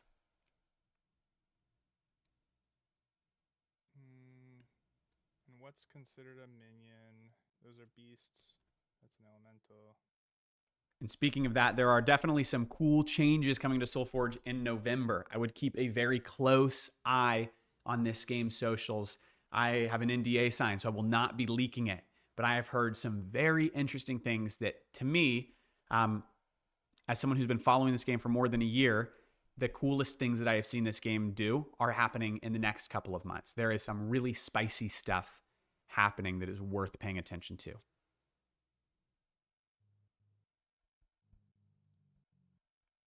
$44 to $27. Maddox is definitely on the back foot here, but it's not over till it's over. Let's see what the score is everywhere else. I'm curious what it's looking like on the leaderboard right now. The True Nick, who is playing against Maddox, let's find their placements. Where are we at? Anything can happen. Ooh. Why can I not see them on the leaderboard? What am I missing?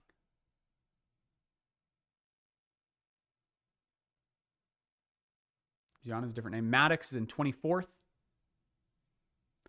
with 6 points. A good game could swing that to top 5, by the way. And I'm not seeing True Nick. He must have a different name on the leaderboard. And then knock these guys out. That's trickier. We gotta make all their challenge names the same as the in-game. Otherwise, it's just like a scavenger hunt.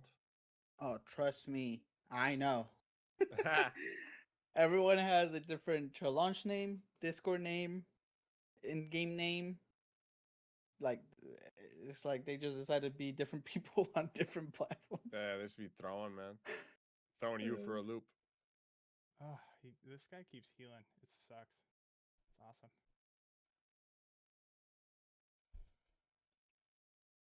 Maddox has lost his entire board.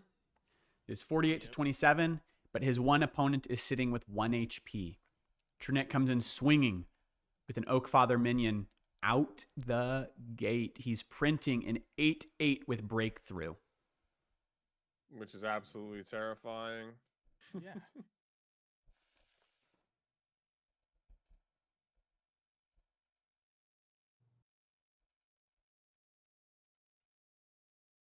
Little Defrost Guardian.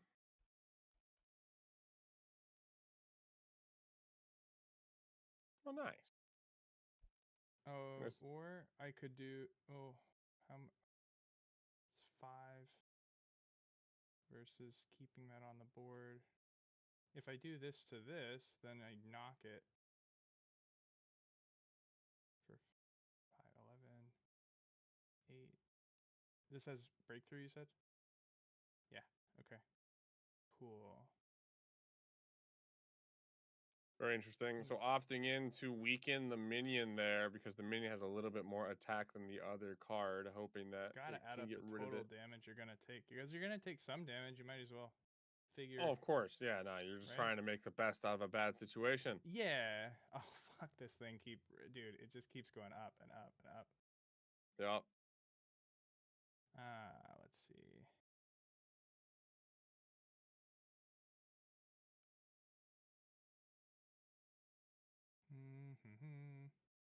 Now, stealth means that it can't hurt me? Stealth means that it will punch past a defender. So if a unit with stealth is an attacker and the defender is sitting in the back lane, it will ignore the defender and just attack the main boss. Right. Very good when you are on the attack. It doesn't. Wow. That is a card I have actually not seen before, but I love dragons. Oh, this thing's cool. So, like, you throw it. You get to pick a somewhere dragon to put in else, place. Cinder Smoke right? or Ice Frost. So, Cinder Smoke, but when you move it, it knocks for 4, but I don't really have anything that's gonna. It's not gonna work. But the idea is when it moves. What does it deal 4 damage to? Another. The opposing. Wait, deal 4 to the opposing creature. So you could put it there and have it deal 4 damage to him. You could have it. You could put it somewhere else and have it deal 4 damage to a different creature on the board, or you could have it move into the empty lane and deal 4 damage to the main health of Trunick. Aha. Okay. So I see a correct play in my opinion, but I'm not going to weigh it because this is your tournament. Yeah, I mean, you could do like a lot of different things. Yeah, there's not. Matthew has learned.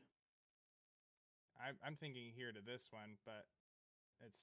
What do I have here? Nothing. Jordan, no, I just saw the score. Are you saying bring their health down? I'm like the only thought I have is like bring their health below 50 so that they're not getting those. Well, you could, or you can kill one of his units that are on the board. You could actually execute it. That's what I'm thinking. Here. That's what I was going with. To me, one of That those way. two is the correct play. It's just a matter of what else you want to do. That's where my brain went. And it's my turn, so we'll get. Super interesting that you can just keep moving the dragon back and forth. Darkland just smacked up Dragoon. Dragoon died? No. Negative 34 health. It is 52 to 23 against Maddox right now. Let's go see what happened to Dragoon. 8 points that Darkland is able to get. Massive for Darkland.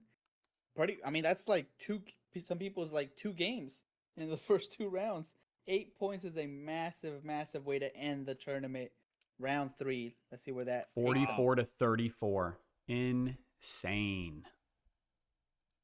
GG's Dragoon. Thank you for competing. Looks like we also have an Arashi game there.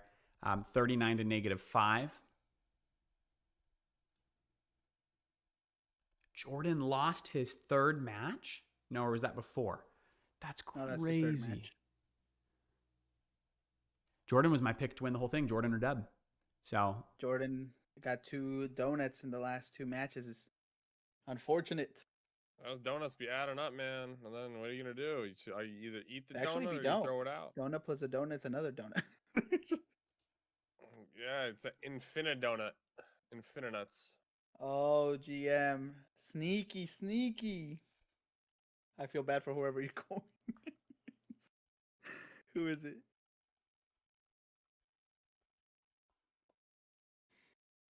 Oh no. Here, yeah, I'm not gonna say anything. All right, let's see. All right, it is 48 to I'm tired of 23. these minions, dude. It's getting a little spicy against Maddox.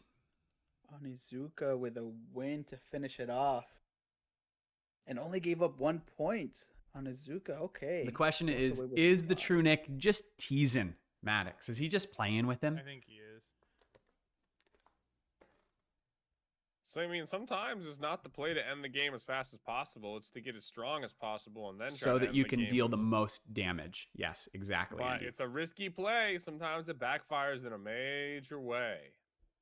When I tell you guys that some of these guys have been in a lot of these events, I saw them being like, hey, you know what? I'm going to run this event with starter decks only. And then still come out in the top spots. Like, some of these guys know their way around SolForge and are just having fun with it. Yeah, I saw Nullseed. The reason I've been bragging about him today, it looks like he got an unlucky pull with his decks today, but I saw Nullseed qualify with starter decks against players who were playing good decks.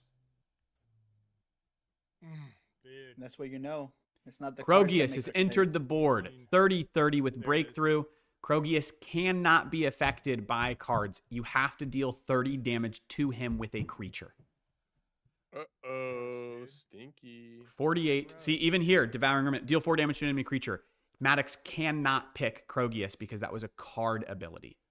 It wasn't raw Oh, combat damage. absolutely terrifying. Another Oakfather minion. So he's got 3 on the board Yeah. here.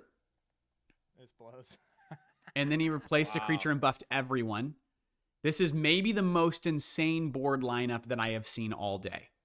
Ben, And- can you reset the router? I'm just kidding. Just kidding. Just kidding. The two minions have breakthrough in addition to He the has other ones 90 that are- damage on the board with 50 of it being breakthrough. Yeah. Yeah, that's wild. 55 of the damage is breakthrough. Wait, where are you getting 90? Hold on. 30, 40, 50, 60, 70. Sorry, 80. 80. I added a 10. 30, 40, 50, 60. Yeah, 70. 79 damage. Also, I want to highlight Onizuka. He's right. In all 3 rounds, he only gave up 1 point. Wow. Round 1, 0 points to the opponent. Round 2, 0 points to the opponent. Round 3 only gave up 1 point. Onizuka That is is insane. fantastic at this game. Great play, Onizuka. Sheesh. This is so fun, man. I love watching this. I like playing a lot, but it is fun to just watch you guys sweat it out. Hey, look what I just did. So you see that play by Maddox. He said, oh, you want to fill the board? How about I fill the board? Here's a bunch of freaking zombies. Face the army of the dead. Will it be enough? The problem is 3 of the 5 lanes have They're all breakthrough. breakthroughs. Oh, I mean, there's nothing else he could really do. That was probably the What best else could I possible do? play Maddox could do, though. Yeah, What because else it's can I like you can do? take down one maybe, but So these 2 have breakthrough and this one doesn't.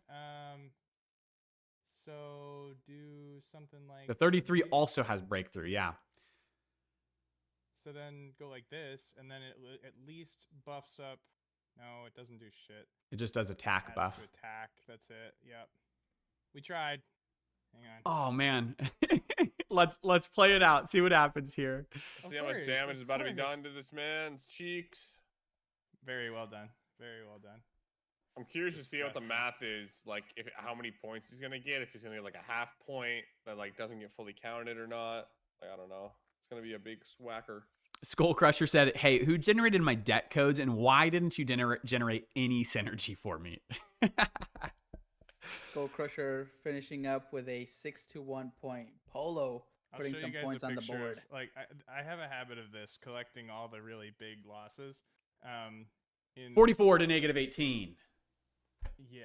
for the True Nick. It's not that bad. Not bad. But that Not was bad. really good. Not yeah. GG's. I'll show you guys a. Could have ended a lot worse there. You mitigated a lot of that damage. I tried. GM with did- 6 All right, are there any points. other people that are still playing your matches? I would love to spectate it on the screen. Who's still playing? I don't see Let me show any you guys streams if open right anyone- now. GG's, Nick. There are people in game nights that we can jump down to if we want to. Prometheus is in second, and it looks like first and second is playing each other down there in game night 5. You want to jump down there? Yeah, I'm down to go game night 5. See what's You guys up. recognize this lady? Gentlemen, how's it going? Oh, we're doing good. Do you want me to stream it? Dude, if you want to, this is first place versus second place going into this round, I think. So, Yeah. I'll share a screenshot then here. all right, let's see it. Let Man, us see if you your don't say screens. that this is a paired match. Dang, that's actually insane. They're in cycle 4, 42 to 42. That is as tied up as you can possibly get, the top 2 players. And he's got a Zemus. That's a Zemus in play right there for Prometheus. It's a Jeff Zemus, by the way. So Zemus is one of my favorite cards in the game. I would call this a heavy chase card. What Zemus does is you kill him, he says, frick you, I'm coming back. And if you can get him to gold, he just comes back to life every time you kill him. He is an infinite spawner. He's fantastic. I stole it from with my doctor. Oh, that was Jeff's card initially? That was your opponent's card and you took Yes. it from him? Yeah, Incredible. I took it with my Dr. Frankenball. Incredible. You guys are close to the end of the game then, huh? Yes, I think. But it's a very close match. Well, you've got 2 more turns. That's it, because you're in cycle 4. Unless, well, Yes, if but you stay at it's 42-42, you'll actually play and it'll go into sudden death. There is no such thing as a draw in SolForge. You will go into sudden death, and the first person to deal damage will win the match. All right. Hey, man, good luck to us, bro. This is a very close match. See which Do matches. either of you guys want to share your screens? No. They don't want He's like, I want to win this event, bro. Yes, I want to win. I don't blame you that you don't want to show your screen when it is first and second versus each other right now. We'll see. I mean, technically, you guys aren't first and second right now because other teams have finished theirs, but you were first and second going into it, and you're 1 point behind first place. And so, this is an event-determining match right now. Jeff from Olympus versus Prometheus from Socials Rising. We see 2 of the communities that are grinding it out every single week are competing against each other for the full victory.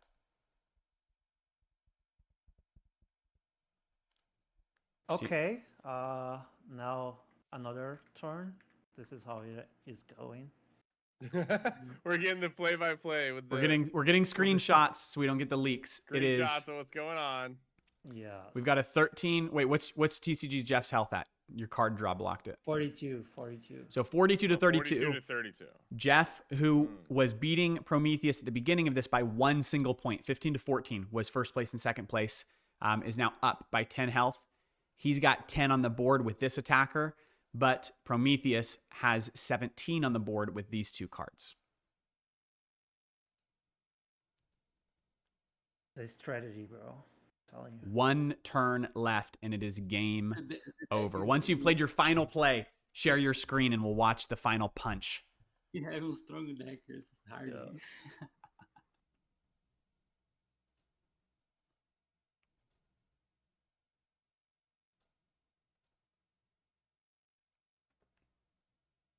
The suspense. I'm itching to know. I understand why you don't want to share your screen, but all I get to see right now is Andy Slap's handsome face. If he won't change. Oh, new screenshot. 42 to 27. But a lot of damage on the board potentially. And he gets to play a spell for free. Okay, I'll share my screen now. Oh, here he goes. Here he goes. We're going to see it. I hope Jeff doesn't snipe me. Don't snipe Jeff for the final points.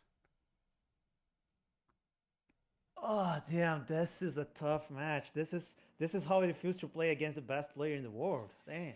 Yep, you guys are. I mean, man, this is crazy. Best of the best.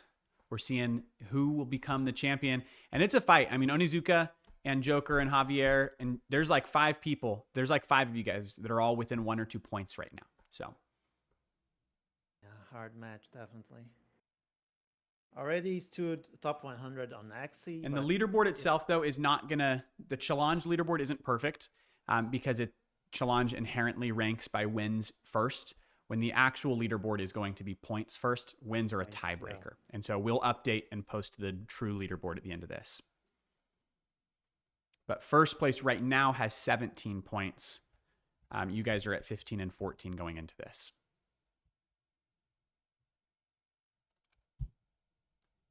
$10 on the board for Jeff. And what is that? 25, 29 on the board for Prometheus. He's got one play left. It could be risky.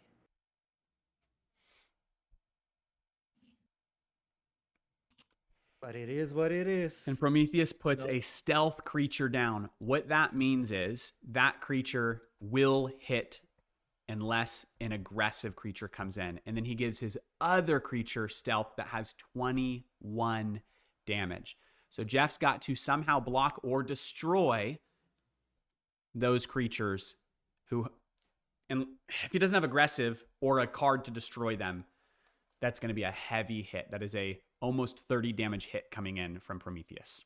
A look at his skill, and he has. He gets to give an enemy creature -7/-7. So who's he going to subtract heavy right now?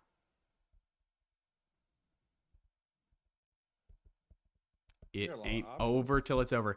It seems like Jeff is probably playing a straight up math game right now, counting up where to put this, because this might come down to 1 or 2 points. It's about the best possible matchup you could get for the third round. Going into round 3, this was first place versus second place. Doesn't mean that they'll end in first and second, but it does show that these were two of our best players in today's event.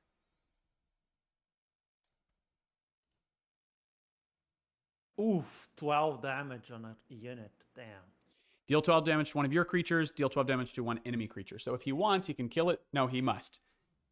He must kill one of his creatures with the Stampeding Mongosaur and then deal 12 damage to one of Prometheus's creatures. Interesting. Zemo's kind of cooked right now. We shall see. If Zemo, yeah, the question is what happened. It's an interesting question of where he's going to choose to put this 12 damage. And he chose to undo it, to not put it anywhere. The math wasn't mathing, apparently. You guys are making he nervous though. Well, he's only got a couple seconds left. You can see his timer there is yellow on the board. He's only got probably about 10 seconds left to make this decision. And it's tough because I'm sure he is literally counting every single tick of damage right now to determine what the best possible play is.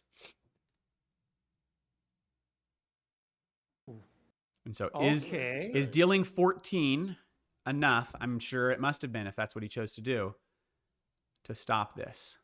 It was not. But there's one final turn, 13 to 11. I know what he's going to do, bro. GG's. This is the last play of the game. He won. He won? I think so. He has. Well, either way, it's about getting as much damage as possible on the board to change up the leaderboard.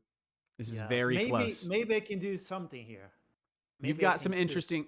I can see something in your hand that might be interesting. Yes, exactly. But is it enough? I don't know. I might be cooked right now. You might be cooked. Yeah. And the problem is, so what he just did, for people that are wondering, hey, why did he target that guy instead of the one with 21? Well, he targeted the one that had perpetual stealth. Zemus only had stealth for that round. The stealth went away. If he had left the other guy in, it would have been more guaranteed damage. And so now he's just got to block Zemus versus having to kill him. It was an interesting play. And also the other dude, when he deals damage to the face, it can destroy any card on the board when it's golden. So, interesting. Or any creature. So. Yeah. So you think there's a chance that he destroys the creature before the combat? Oh, I think he can destroy me. Got it. Right now. He'd have to deal 13 damage to you, though. I think he has more than 16 damage in burn cards in his hand right now. All right, let's Almost see it. sure. What do we got, Jeff? I believe hope Jeff that is representing he Brazil. drew up a We've got some cricket Bora hand Bora right now, Brazil but- representation here from Jeff. Yeah, I'm Brazilian too, though. Oh, you're Brazilian too. So we've got two players, Yes. Olympus and Social Rising, but both representing Brazil. Brazil on top, Yes. baby. Yeah, let's go. It'd be interesting to do one of these tournaments where you have like 15 seconds for speed rounds. Damn, what does that do, bro? Move away one of your exiles, deploy one spell sprite. Okay. Makes a lot of Interesting. sense. Makes a lot of sense. This is a close matchup. What's going to happen? Oh, phew. So he threw some on the board. He blocked the 6 and the 21, unless there's a way for Prometheus to respond to that. Right now, it appears that Prometheus will be dealing 4 damage, while Jeff will be dealing 14. I'm greeting here. I'm greeting right now. So he buffs 1, but what's he going to do? This is a risky play. He's got both Yes, gentlemen, both Jeff and 100%. Prometheus, have one single card play left. Unless they have something up their sleeve that lets them do multiple, they each have one play and the game is over. Yes. Damn, this is a really good match. I think this is the best match we've seen all day. Yes. The closest match. Interesting. It's interesting because the Opting in. stakes are high. We've seen a handful of close games today, but these stakes are wild. We're seeing the top of the leaderboard within 2 points of each other with one play left. Prometheus, you have one play left, right? And you get the last play of the game. So Jeff is going to respond now, and then Prometheus will have the final play of the game, as long as Jeff doesn't somehow deal 13 damage on one single action before combat occurs. I think he can, though. I think he has 8 damage on hand. Interesting. But then the question is, like, could you both end up negativing each other out and both Yes. end up with like 5, 6 points? Probably it's very possible, to be honest. But being last here for me is the best thing that I could ever imagine, because he has really good defense with his deck, and I have really good offense. And so you got a pretty lucky draw going last then. Yeah, yes, exactly. All right, cannot, Jeff's got about prepare 15 seconds himself. left to make his final play before he runs out of time. He's running all the numbers, calculating every single hit point. The question is, will it be enough? He's down by 2 HP right now.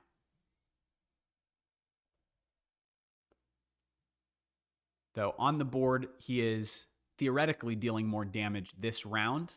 It's just going to depend on what happens in the next 2 plays. Ooh, stealth. Throws in stealth, so he's getting some guaranteed damage right there. He negates his other guy and buffs even stronger with stealth. All right, final play of the game. What will Prometheus do? Bro, I'm on the freaking edge of my seat here.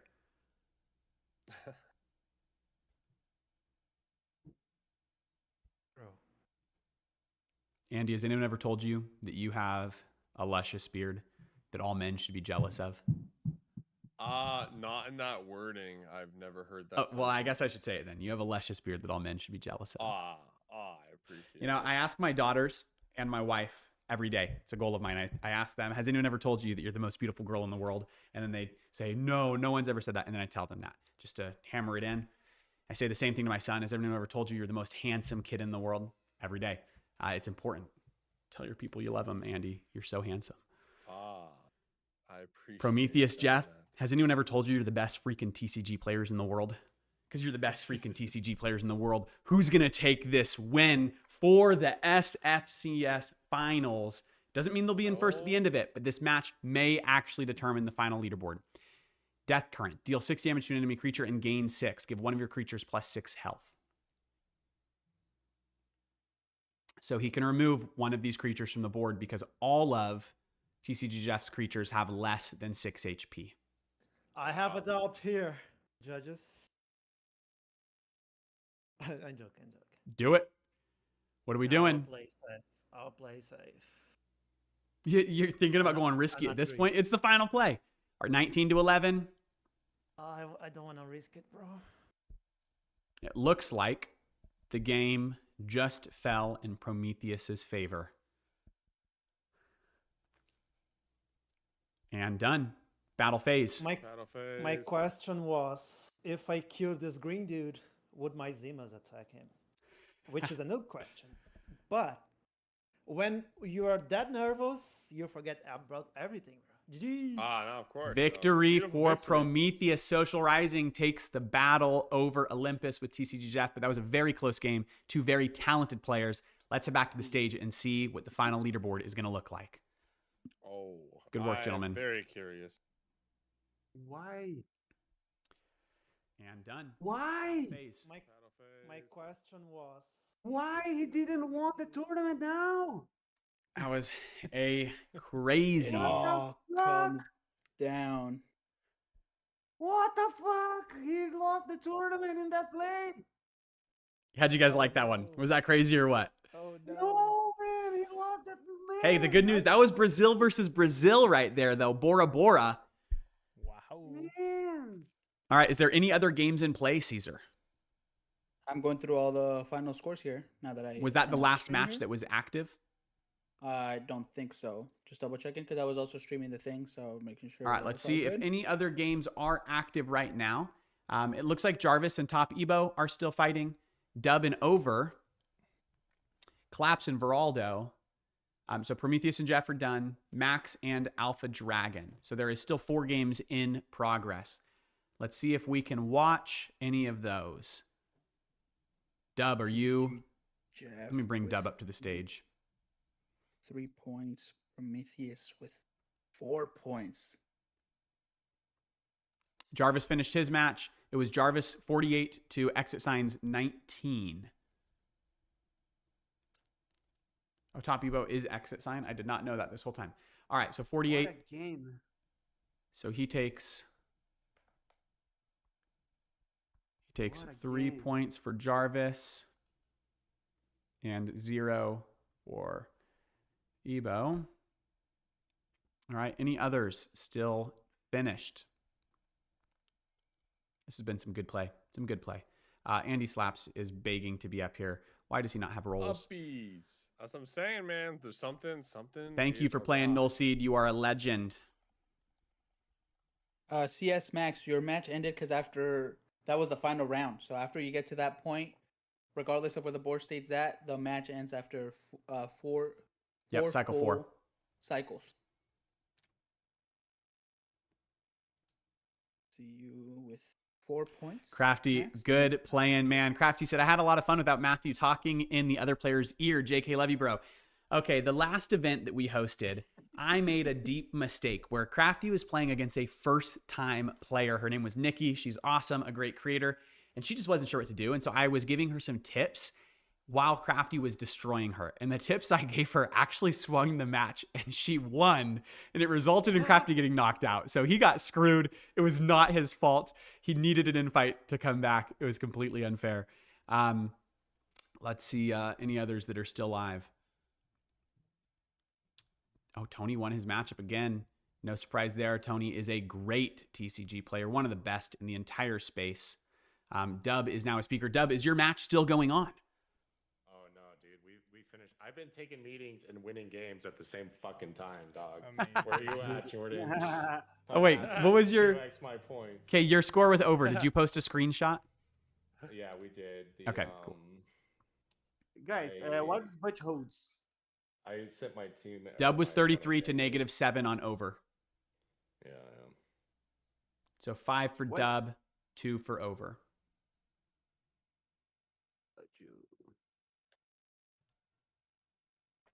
All right. Any other games in play? It looks like the only games still in play. And just for reference, I said this once, but just so you guys remember, what you're going to see on Challenge isn't necessarily the final score. Challenge automatically ranks by wins before it ranks by points. Caesar is running it, and we'll send a screenshot in the app in a moment of the final leaderboard. Do we have the Claps one? Claps and Veraldo's. Collapse and Veraldo look like it is the last game in play.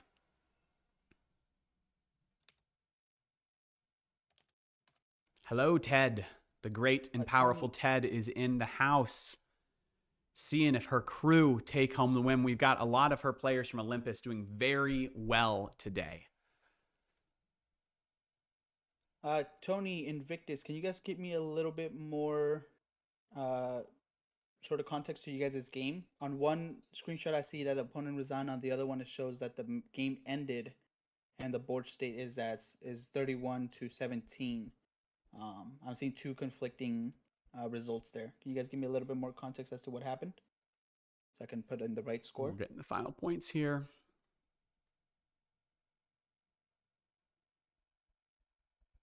Top Ebo says, "Sir, in the last game, I was not dead." Let me go look at your screenshot from that, Ebo.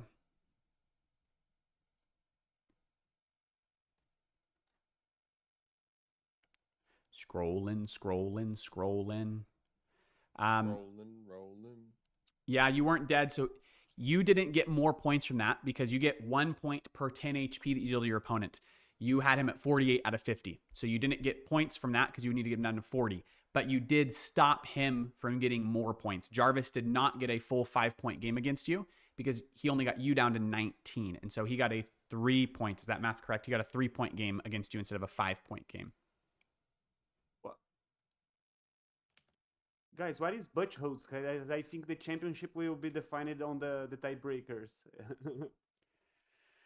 Yeah, let's see what, so that one, so the tiebreakers are, the tiebreakers will be total. So points is your main bracket, right? So say you got 18 points because of the amount of damage dealt to your opponents. That's the main thing. After that, the tiebreakers are, total damage dealt to your opponent. So that's one of the tiebreakers. And that's going to be like, if I dealt crazy amounts of excess damage, that's going to be helpful. And it's going to come down to that. Bullsholes, though, it's basically a math equation that Challenge runs that determines a little bit of extra weight based on who you fought. So if my opponent that I beat had 0 wins, that's weighted less than beating an opponent who had 2 wins. And so stronger opponents, wins against stronger opponents, gives you a tiebreaker against someone who won against weaker opponents. If that makes sense. Sorry if you're a weaker opponent. Man, this is fun. Tony said that his opponent surrendered before he could finish the attack turn. Caesar. Yeah. I updated the point. I don't think he surrendered by choice. It was just a bug that bugged him out. But the game was going to end after that turn, so I counted the appropriate score. Prometheus and Skullcrusher say we're the weakest opponents. No, you guys are great. Prometheus just had a crazy win. I just won against newbies. All right, let's see who is. We're just waiting on Claps and Veraldo. We have an update on that one? Do we have any update from those guys? Did you tag them? Yeah, tagged them. I think they're still in the VC. They're not in the VC anymore. So seeing if maybe I missed a screenshot somewhere. Claps is here in the audience. Claps, what was this? Or maybe they just didn't go into the VC. Claps, is the game over? How did it end? That's the final matchup.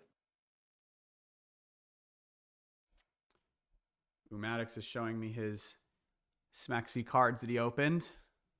No, these are... Well, I've only pretty much opened... the only cards I've ever received were from participating in tournaments like these. Oh, nice. For one. But I did find a Krogius deck in the cards that I owned. And nice. I mixed it up with a Blighted Sunder. Blighteds are very fun. I think it might play well. I have to try it, but this is very interesting. Nice. So if anyone's never seen a Blighted Forgeborn, it's basically from the lore that some of the Forgeborns essentially fell to the dark side. And so the Blighted ones usually benefit any Blighted cards you'll see. Yep, he's showing it on his screen there. The Eon Fiends. The cards are Dark Forge cards, and they usually benefit you doing things that are really potentially harmful to yourself. So like getting huge buffs when you're at very low health, or killing your own creatures for really strong buffs. So like that one. At the end of your turn, if you have 20 health or less, destroy an enemy creature. So you're willingly harming yourself to force the end of the game. Yep. but it Sick. also has a vampiric hunger in there, so I can still like bring it back at the. It's neat. It can go up or down, which is very neat. Yeah, there is a chance. There's a chance for everyone. All right, listen to this. Caesar's doing the math besides the final game right now to determine the actual final leaderboard. It might not be perfect on Challenge. Challenge works perfectly to pair everyone. It doesn't necessarily work perfect with it actually ranking the points correctly. So Caesar's running that in the back end. We're going to determine the winners, the rewards, all of that good stuff. I don't know if you're as excited as I am. Maybe the thing I'm most excited about, obviously money is dope. But my favorite stuff, dude, is the cool exclusive cosmetics. That player mat looks sick. And then whoever won, I'll remind you, the winner gets to design an emote. So when you guys are saying GM, when you're saying RIP, you get to design one of those little characters with the team. You can have it represent your community that you just qualified through. You could have it, maybe you're a content creator, you could have it represent that. You'll have to work with the team. So it's not necessarily anything goes. It's got to fit the world of SolForge. It's got to be appropriate enough to be in Steam because it'll be playable in Steam and it will be thrown up in the shop for your community to grab real cheap. If they want to have the emote that you design, it'll be sick. I'm going to flop down to the audience, but I wanted to say thanks before. I have to go run and grab my kids from the bus, but I'll be tuning in from my phone. But thanks for the invite. It was a really fun time, and I think I did much better than I thought I would. So love you, Maddox. Good game. Good. Appreciate having you here. You make Maddox. everything you participate in Thanks for better. having me as always. Yeah. No, GG's to all. It GG's. was really, really hard games. Really fun. So Also, I'll good be news down in the for audience. everyone that's still hanging. Caesar just got word from the team. They just sent us the codes already, so we're not waiting for the reward codes for rewards. We are getting the codes out to you guys today. If you want to rip them while you're hanging in here, and if you pull a legendary, show the screenshot. Yes, there will be rewards still for top 32. No one is leaving rewardless. Obviously, there's better rewards for people at the top, but there is rewards for everyone who participated. Right, final call. I need an answer from Claps. Claps. He's here in the chat. I don't see And him. And it's going to get better every time. This is the first Yeah, if you can ask Veraldo what the score was, that'd be awesome. That's the last bracket or the last match that we're waiting for, and then we'll know. We're just waiting on the last report from the last match there. That looks like it's concluded for the final score. This was really great. This was a lot of fun to see communities compete against each other, to see creators and founders and builders compete alongside community grinders. I think it is fantastic. It is such a fun format. It's going to get better every time. This is the FSCS 1. This is the first time it happens. It is not the last time. We are doing another one in November. A lot of these communities that you guys qualified through will be hosting qualifiers in November in their own communities again. And at the end of November, we will be back for the FSCS 2. It's going to be fantastic. It's great. If you are in a community that isn't hosting one and you think, oh, shoot, my community should be hosting this, let us know. We would love to set something up with you guys. Max is a great example. He's here. He's doing well. He placed well on the leaderboard. Where did Max come from? He saw us hosting it and was like, wait a second, can my community host one?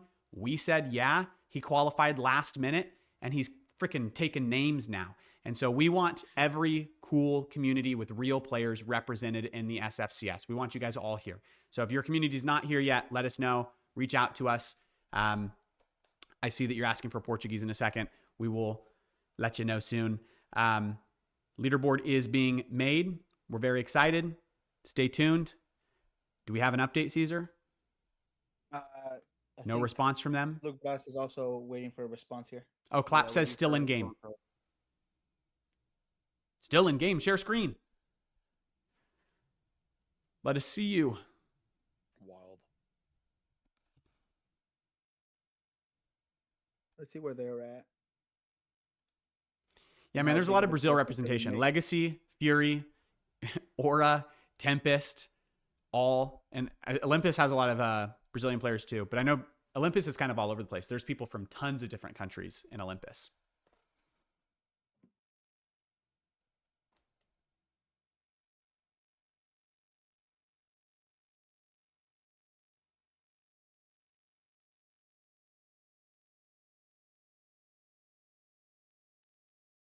Still waiting for the last match over. The Veraldo is playing. Just one match. Só um jogo aí Cool. over ainda. Yeah, we're all good. I'm ready to see this final leaderboard. See what the final standings are. At first, I thought I wouldn't be good enough. Then I thought I would be good enough. Then I thought I wouldn't be again. That's literally how it's going right now, especially because like number 1 and number 2 duked it out, and they both had like really close scores. So like I don't know if the standings the same. I don't know if it's swapped. We don't know if someone came from like 4th place with a killer game to sneak win the entire thing. There's so many different outcomes that we could have, and soon we will unlock all of them, ladies and gentlemen. So don't go anywhere, and make sure you guys are going to get your rewards at the end as well. Yes, chew on your fingernails. Probably wash your hands before that.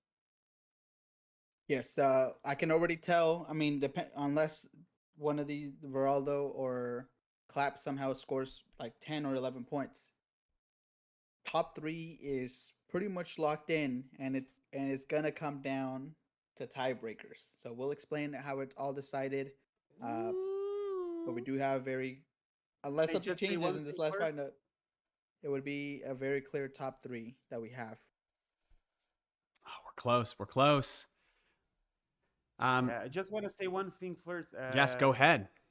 Congrats to you. What an amazing event. What an amazing way to host the event, to cheer the community. I was missing that feeling for years. And you got that feeling again on me. So thank you really much. Heck yeah, man. Thank you for joining us. We appreciate you. I think the reason I initially just fell in love with this space over non-crypto, it wasn't just the money. Even before I got into crypto gaming, Web3 gaming, it wasn't just the money. It wasn't just the cool opportunity. It was really clear early on that this was a space that just cared about people in a way that it felt like, man, no other industry does. That where in the world can you go that community matters more than anything? And that was one of the things that made me fall in love with this space. And I think having all of these different communities represented, every single person here is heavily involved in a community, whether it's they're builders of their own community, they're grinders inside of a community, they're building games, they're building their own content, they're building their own brand. Everyone here is very community centric. And we wanted to just say, what if we can bring all of the best communities together and see who wins? It's fantastic. I love it. So shout out to all of the rad communities who are present and participating. 100X is grateful for you guys. And not only the communities, but the community leaders showed out. Ted is in the chat, has been around for a while. I mean, we got Luke Braz up here that's been helping us. I mean, thank you so much for helping us translate. I know I speak Portuguese is not in our wheelhouse, so we appreciate you so much for helping us bridge that gap. And I know Max is also down there, not only taking names, but also representing Captain's side. So everyone who's representing a community, but also, hey, who's leading a community and representing them here as well by competing. Thank you guys so much. Just let me know when you need me to translate for Portuguese. It's a pleasure to be in here. And just to help you now, Deveraldo sent the results, and he told that the guy surrendered before the attack. So if you could consider the damage he would deal. Okay, yeah, let me go ahead and calculate that. That's right here, Caesar. I'll just put G next to it. Prometheus says it should be 65 to -6. Let me check also. It would do 5 damage. What about? No, it's -10, I think. Let me see. Because there's a breakthrough on the minion, yeah. It's more. It's even more. Yeah, it's 11 minus 22. Mm-hmm. So that'd just be like another 11. You know, like a -11. That'd just be 1 extra point, basically. Yeah. So, Veraldo, you get 6 points, and Claps walks with 0 in that one. 0, 6 points, and that finishes it. Let me go ahead and just plug this into my little formula thing that I have here to calculate the. All right, once you're ready, you share your screen so we can see the final leaderboard. And I'll highlight you on the main stream. Andy, what are you sipping on? I see you sipping on a mug. I've got Peach's Ghost Energy. Coffee. I just keep chugging and chugging Rampage coffee here. Ugh. All about the coffee. I've had this mug for so many years. So many years. It's carried me through. I think I've had too much coffee today, to be fair. I see a lot of people asking about the formats and the point system. Yeah, we are experimenting with it. So the goal was that we have seen it tends to favor, if you go to events in SolForge, which a lot of us have competed in. I placed top 30 on the global leaderboards last season. We've got a lot of grinders in here who are very, very good at the game. And it tends to be, the meta is like 90% of the time, just heal a bunch and deal no damage and draw the game out for 40 minutes. That's not the most fun viewership experience, and it's not the most fun experience for newer players. And so Got it. Caesar's got it. In just a second, we're going to reveal it. The point system exists with the idea of, hey, if this was your first time playing SolForge this month, you've got a shot in actually competing, rather than it just being the same 10 people that would always win in the community. That was the core thesis for developing it. But the best players should still rise to the top. They can learn how to mitigate luck, ban heals in tournaments. We might, though, we're actively watching. I'll straight up say this. We're watching the way that everything was working, and we might add some other ways to earn points. We might choose to weigh wins or damage differently. Like, we're looking at the best way to do it. So I am paying attention to all of it. All right. Well, we have the final. The tournament has been ended, and I've put it into my little web app that I created with Lovable over the last week. And here are the final scores. What? Winner, Luck Brass. Wait, I can't see your screen. It's just spinning. I'm the winner. Wait, hold on. Give me 1 second. I think I might have brought in a name incorrectly, because that does not seem right to me. Hold on. Don't deal with my feelings, bro. Please. Yeah, wait, you're gonna tell someone you win and then delete it? Hold on. No, Can we get a drum roll? Don't get with me, bro. I have a child. I can die. I need to leave, bro. Is it a Brazilian on top? Let's see. Top 3 is Brazil, I think. Me, Prometheus, and Jeff.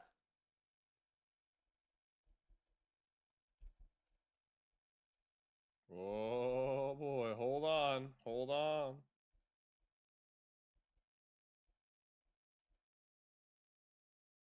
Geraldo won?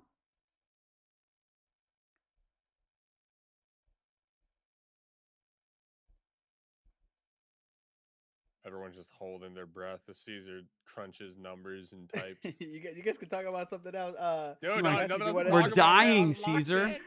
Do you want to tell them about next month? I know we have a tentative date. You wanna? Yeah, what's our tentative date? I might pass out. So the next SFCS is tentatively, we will put the announcement out. Watch SolForge's Twitter. The full, verified, legit announcement will be going out next week. But the tentative date is November 28th. There will be essentially a full month. That's 1 month from tomorrow. There will be a full month to compete in order to earn your spot here. That means there will be more players in the event. You will have more chances to qualify. In the end, wins do matter more. Wins are tiebreakers. So wins do matter, yes. Wins are the first tiebreaker. I saw that comment in there. So November 28th is our tentative date. That will be announced by Monday or Tuesday on SolForge's Twitter for if it is fully confirmed. And yes, everything is written in the docs. If you haven't seen the docs, please let me know. We did send those docs out to everyone who's been playing the communities since their first qualifiers, but some players may have missed it and not seen it. So the rules are established. They're being updated for the next SFCS to get better every single time. The next FCS is tentatively November 28th. You'll see qualifiers every single week in every single community all over Web3. Come kick some butt. Qualify. Caesar, are we good? Yes. So it's all right. There's only one issue because it's mixing the first and second place because it's not counting in the bulk shots, which is the deciding factor here. And I'll explain to you guys in a second. Wait, isn't that the third tiebreaker? It should be wins, then total damage, then that? Or is it? Am I mixing it up? It's the other way around. Yes, it's the other way around. Also. Everything is tied, I think. So we got a very close matchup here then. Yeah, it came down to just who first place matched up in the last round compared to second place. That's the weighing factor. Crazy. Just whoever had the most high quality games. You can have the same amount of points, and then it goes down to how much damage you dealt. Should And go wins, to the guide so. who translated to Portuguese. Yes, we will send a table with prizes with all of the names tagged. It'll be in the announcements channel later today. I will put everyone's name who participated with their actual place with the rewards that they received.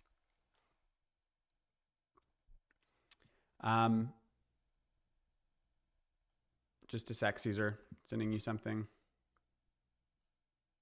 Can I move this? Am I tripping?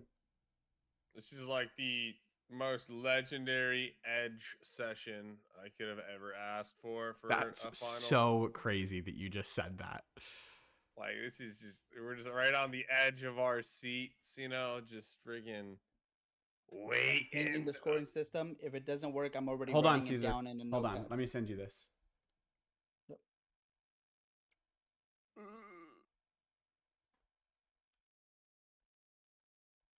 Everyone put a stressful gif in the chat. Put one stressful gif in the chat of you crashing out of stress.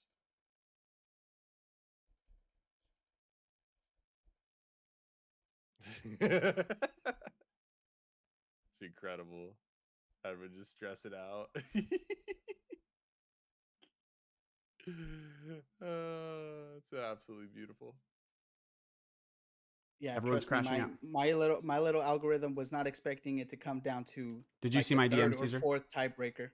Did these guys So you saw my not DM? realize they forgot it's rigged, bro. Like, I won here, guys. What do you? Come on. Doesn't matter. Doesn't matter the points. I'm walking up first place. Everyone is stressing.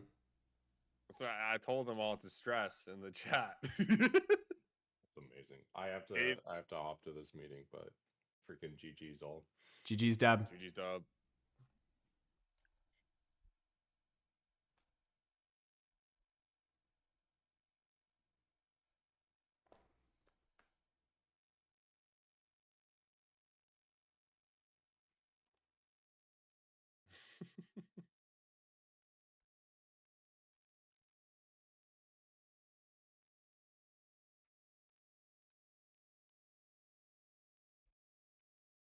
Incredible.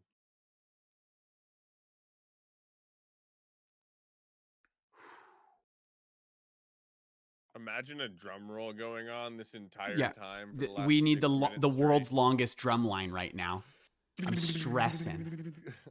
I don't know the leaderboard either, you guys. Caesar is calculating this behind the scenes, so I will be just as surprised as everyone. I have not looked at the leaderboard since we went into round 3, so I have no idea what's going on here. Well, now we're switching from stressful gifts to drum gifts.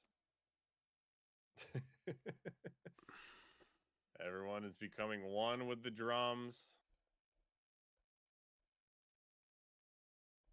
And I have stressful drums as well. I'm stressfully drumming.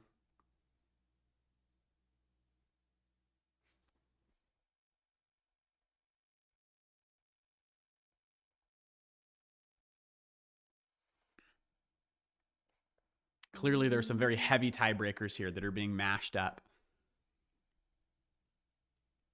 Yeah, the games were too tight. Too close. Oh my god.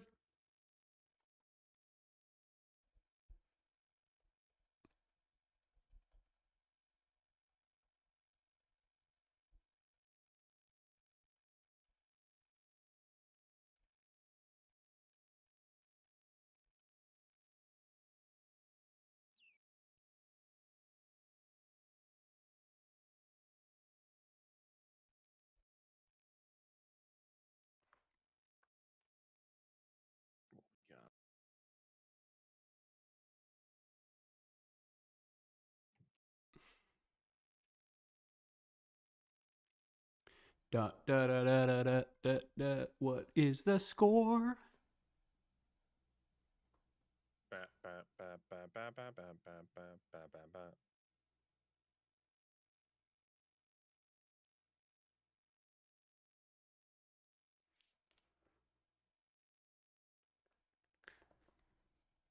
It's all gonna be okay, guys.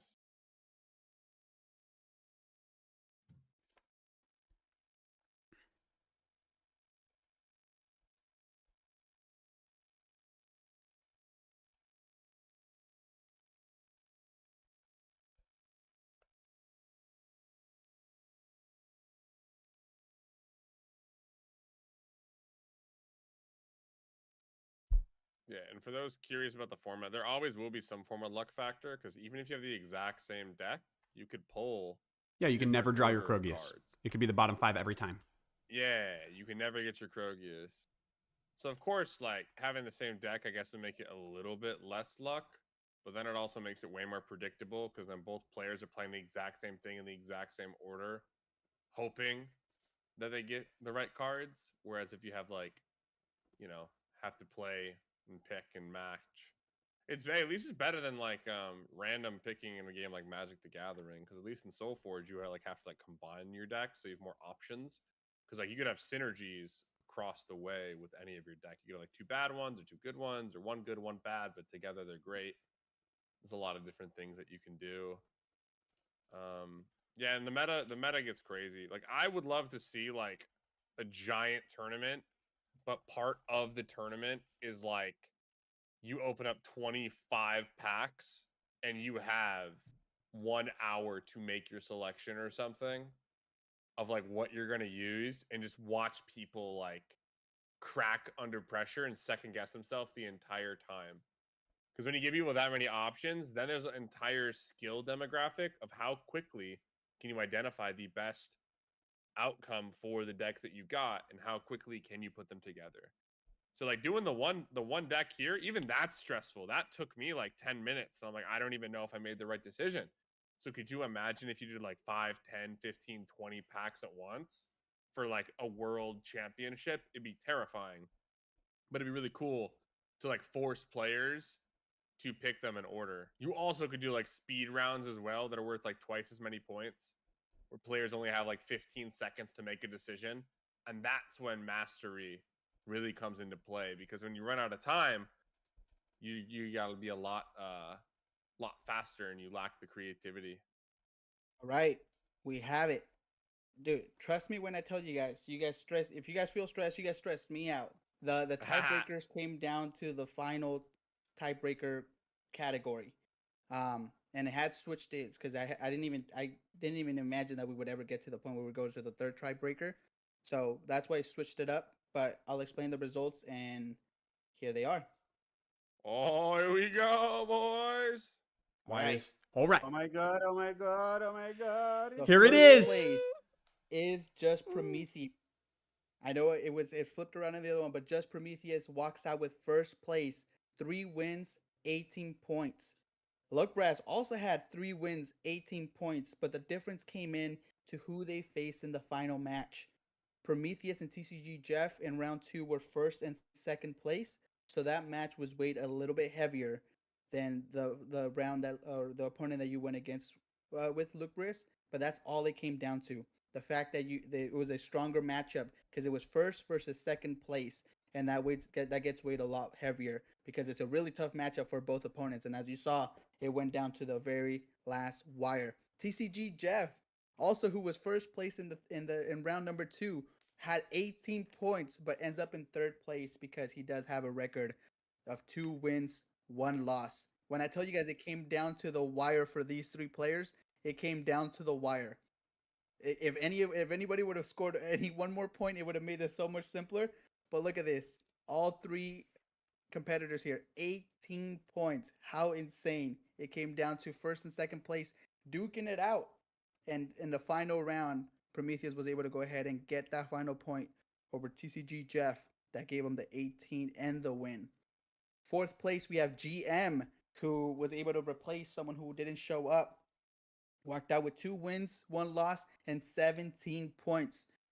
And Onizuka, I know you mentioned you got all 3 wins, but the 16 points got you to 5th place, which also gets you above Antofa, who had 2 wins, 1 loss, but also was able to score 16 points. In 7th place, Tony Place, 3 wins, 15 points. The Jokers, 13 points with a perfect score. Javier Xavi, 13 points, 2 wins, 2 wins. Well, I don't know why I say 0. I think you might have gotten a bye, but it should say 1. Veraldo, 13 points.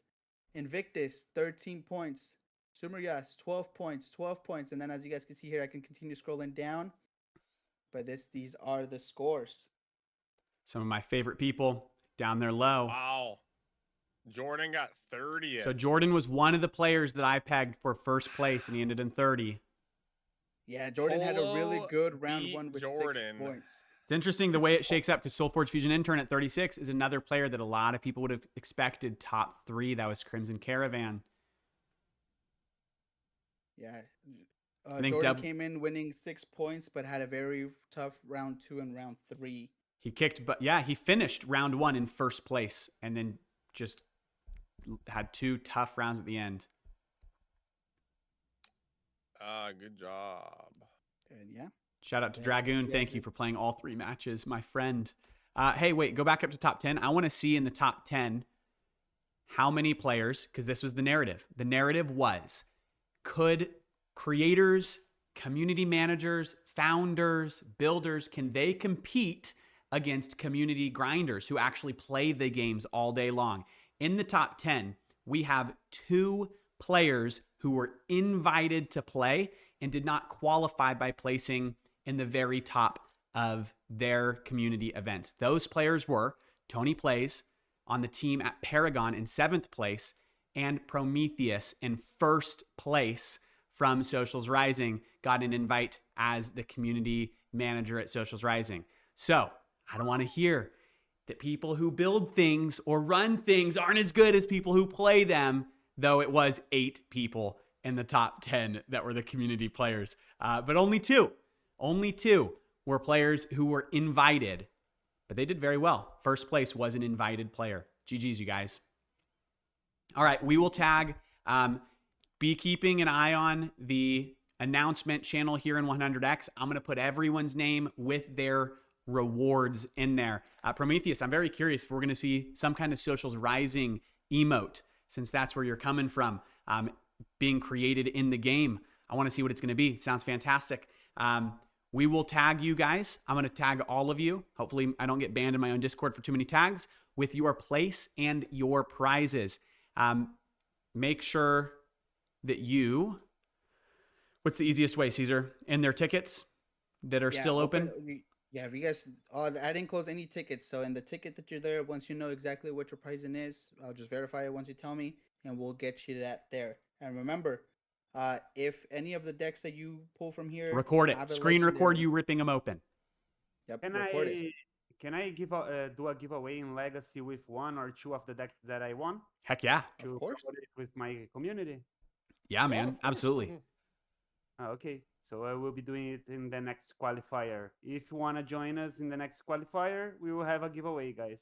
Epic. Yes, go play with Legacy. They played last night. You guys were one of the final 2 qualifiers in order to get people in here, and you did extremely I was worried, well. Bro. I left to play only on my community. I was thinking, like, I don't want to qualify on another community. I'm founder in Legacy. I need to qualify here. And it worked, dude, because you came out real close to the top. Well done. 4 a.m. qualifier, someone said. You cooked. All right, well, I'm going to drop all of your placements with your rewards. Qualifier Season 2 does start in the next week. You're going to see, you can see them. We post on every Monday on SolForge Fusion's Twitter account. We will have them post all of the possible qualifiers that week with the communities tagged. You can also see in SolForge's Discord server, they have a calendar that we update with the events every week that should have a link to the Discords that they're happening in. Or you guys are in our Discord server now. Every week I will update just the events tab up here with the events that are happening with a link to the Discords. So there's 3 different ways for you to find all of the events that are happening every week. Can't wait to see if we have similar top 10 next month or if it's new players coming in hot. All right, I am going to wrap the stream. Thank you so much to Andy Slaps for casting today. Go follow him on all of his socials. Andy, give me a shout out of where your socials are at, where people should be following. Everywhere, baby. Wherever you like watching content, I make it there. Don't you worry. Just at Andy Slaps everywhere. The most attractive man with the sultriest voice in all of Web3. Hey, and also thank you to Icy and Gaming Daily for showing us so much love and broadcasting the event today on all of their platforms for free. They just offered to do it because they wanted to show support. So make sure you hook or head out to all of their stuff. Crafty actually played for them today, so we had Gaming Daily participating in the tournament as well. Make sure you're following. That is the #1 place to find all of crypto gaming's news every single day. They're fantastic. We love them. Shout out to SolForge Fusion for letting us partner with them and host this. Shout out to all of the communities that have showed up and put in work in your own servers and helped us host these events and try out a new format that has kinks that we're working out. You guys are the real OGs. We really respect you guys. This straight up could not happen with all of the different communities represented. You're amazing. Can't wait to see what happens in the next month. And congrats to our winner, Prometheus from Socials Rising. You earned it. You fought for it. It was a fantastic show. We will see you guys next time at whatever FSCS qualifier is first next week. You'll see on Monday.